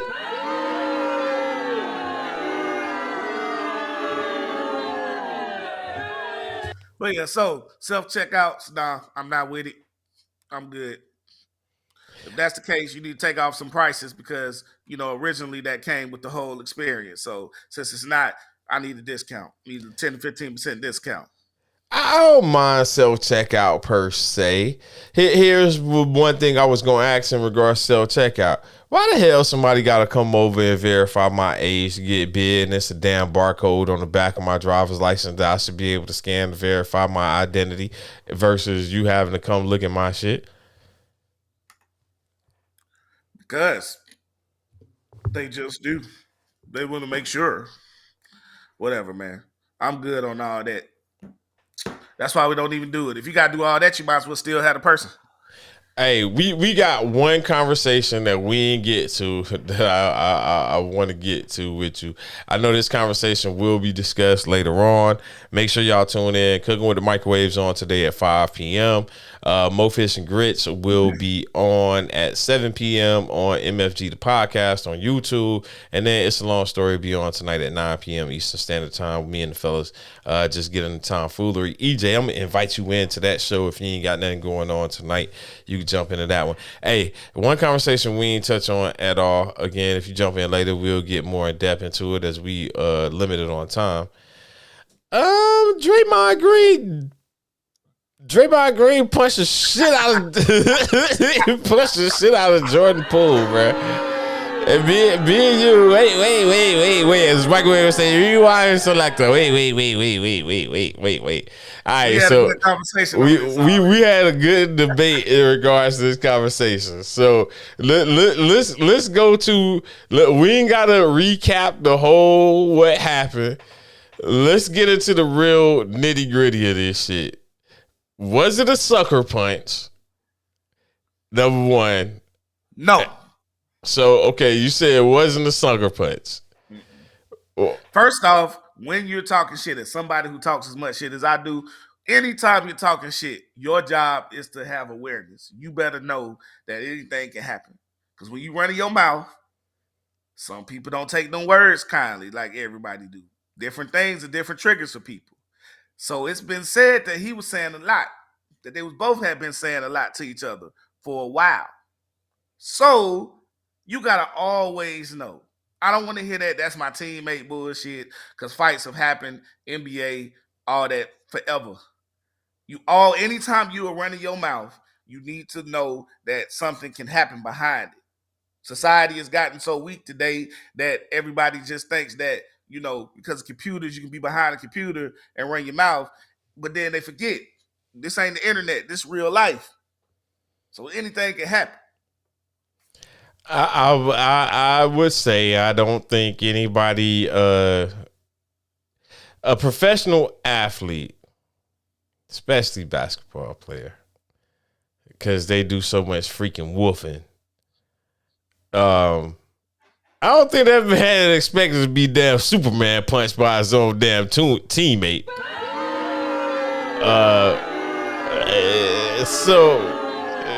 Superman punched, pun intended. I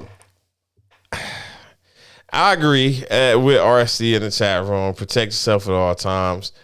And at the point where y'all were talking shit to each other to the point that you had to push him off of you, at the point that you pushed him, then you should have been ready. The problem is he pushed him and he went back. That's the problem. And when you pushed him though, when you try to get him out of your airspace, number one, don't let another grown ass man walk up in your airspace like that. So lesson learned, Jordan Poole. And if you're a grown ass man and you walk up into somebody's airspace like that and they punch shit out you, then you should have been expecting to get shit punched out of you. You know what I'm saying? But when you pushed him out of your airspace, you should have been ready. You should have been ready. I tend to agree with Steven Jackson though. When Steven Jackson said that he had a conversation with him the day that it happened, and he told him that he has to go apologize to the little homie and he has to make things straight. Because I feel like you're a vet in the league at this point. You're a vet in the league at this point, and you're a leader of the team, and you literally you put your hands on the little bro, like the little dude, man. Bro. Look, man.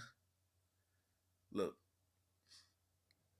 So when Jordan punched Kerr in the face, everybody uses that as a story of his greatness. You know what I'm saying? One of the stories. He's just tough on his teammates. He's holding them accountable. Different time, different place. It's a fist and a Unfortunately. face. The fist ain't changed and the face ain't changed. Different time, different place. What has changed is social media access. What has changed is a cancel culture. What has changed is having access to these players, like never before. And now you get player reactions. Hell, you ain't hear about Jordan punching Curry into the face until years later. Yeah, You know what I'm okay. saying? I'm with you on You again, seen this social shit media is a hours double-edged later. sword. Social media is a double-edged sword. However, again, if you are running your mouth, it's old school. We're not kids anymore. See that when you were kids, you could have didn't really. It's yes. Before I say this, I did. I was the strongest nigga on earth. Shit, kids are weaker in general. They don't have as much knockout power. You know what I'm saying? In general, they don't know how to fight as much. All that type of stuff. You don't have that grown man strength yet. You might can catch one or two, and comebacks happen when you was kids. Comebacks don't happen for real like that in grown folks fights that's not professional. Not a lot of time the person that gets stuck first is the person, you know what I'm saying, is gonna lose. It just happens like that. And yes, I know y'all the greatest fighters on earth. You had 3 people hit you and you came back and karate kicked all of them and all that shit. I get it. That's what they was about to jump on the fucking everybody's.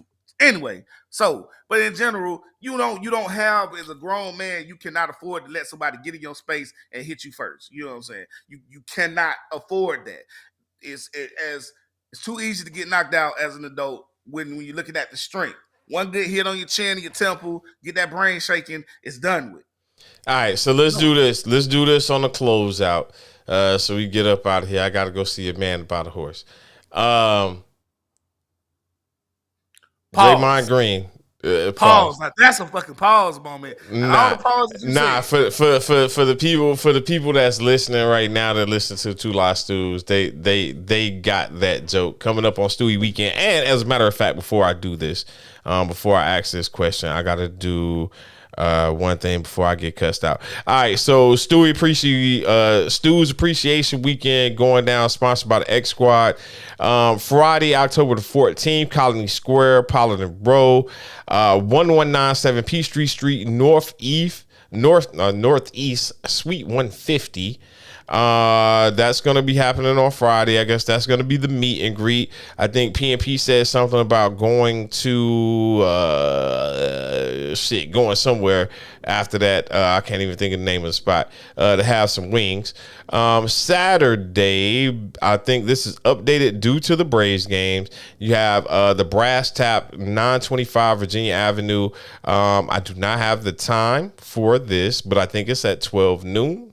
I'm sorry, it is at 12 noon. The Brass Tap, 925 Virginia Avenue.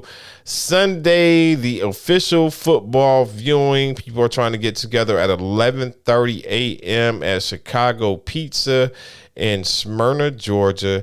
So that will be, actually, I think that's right around the corner from Bros Liquor Store. So Sunday, Chicago Pizza.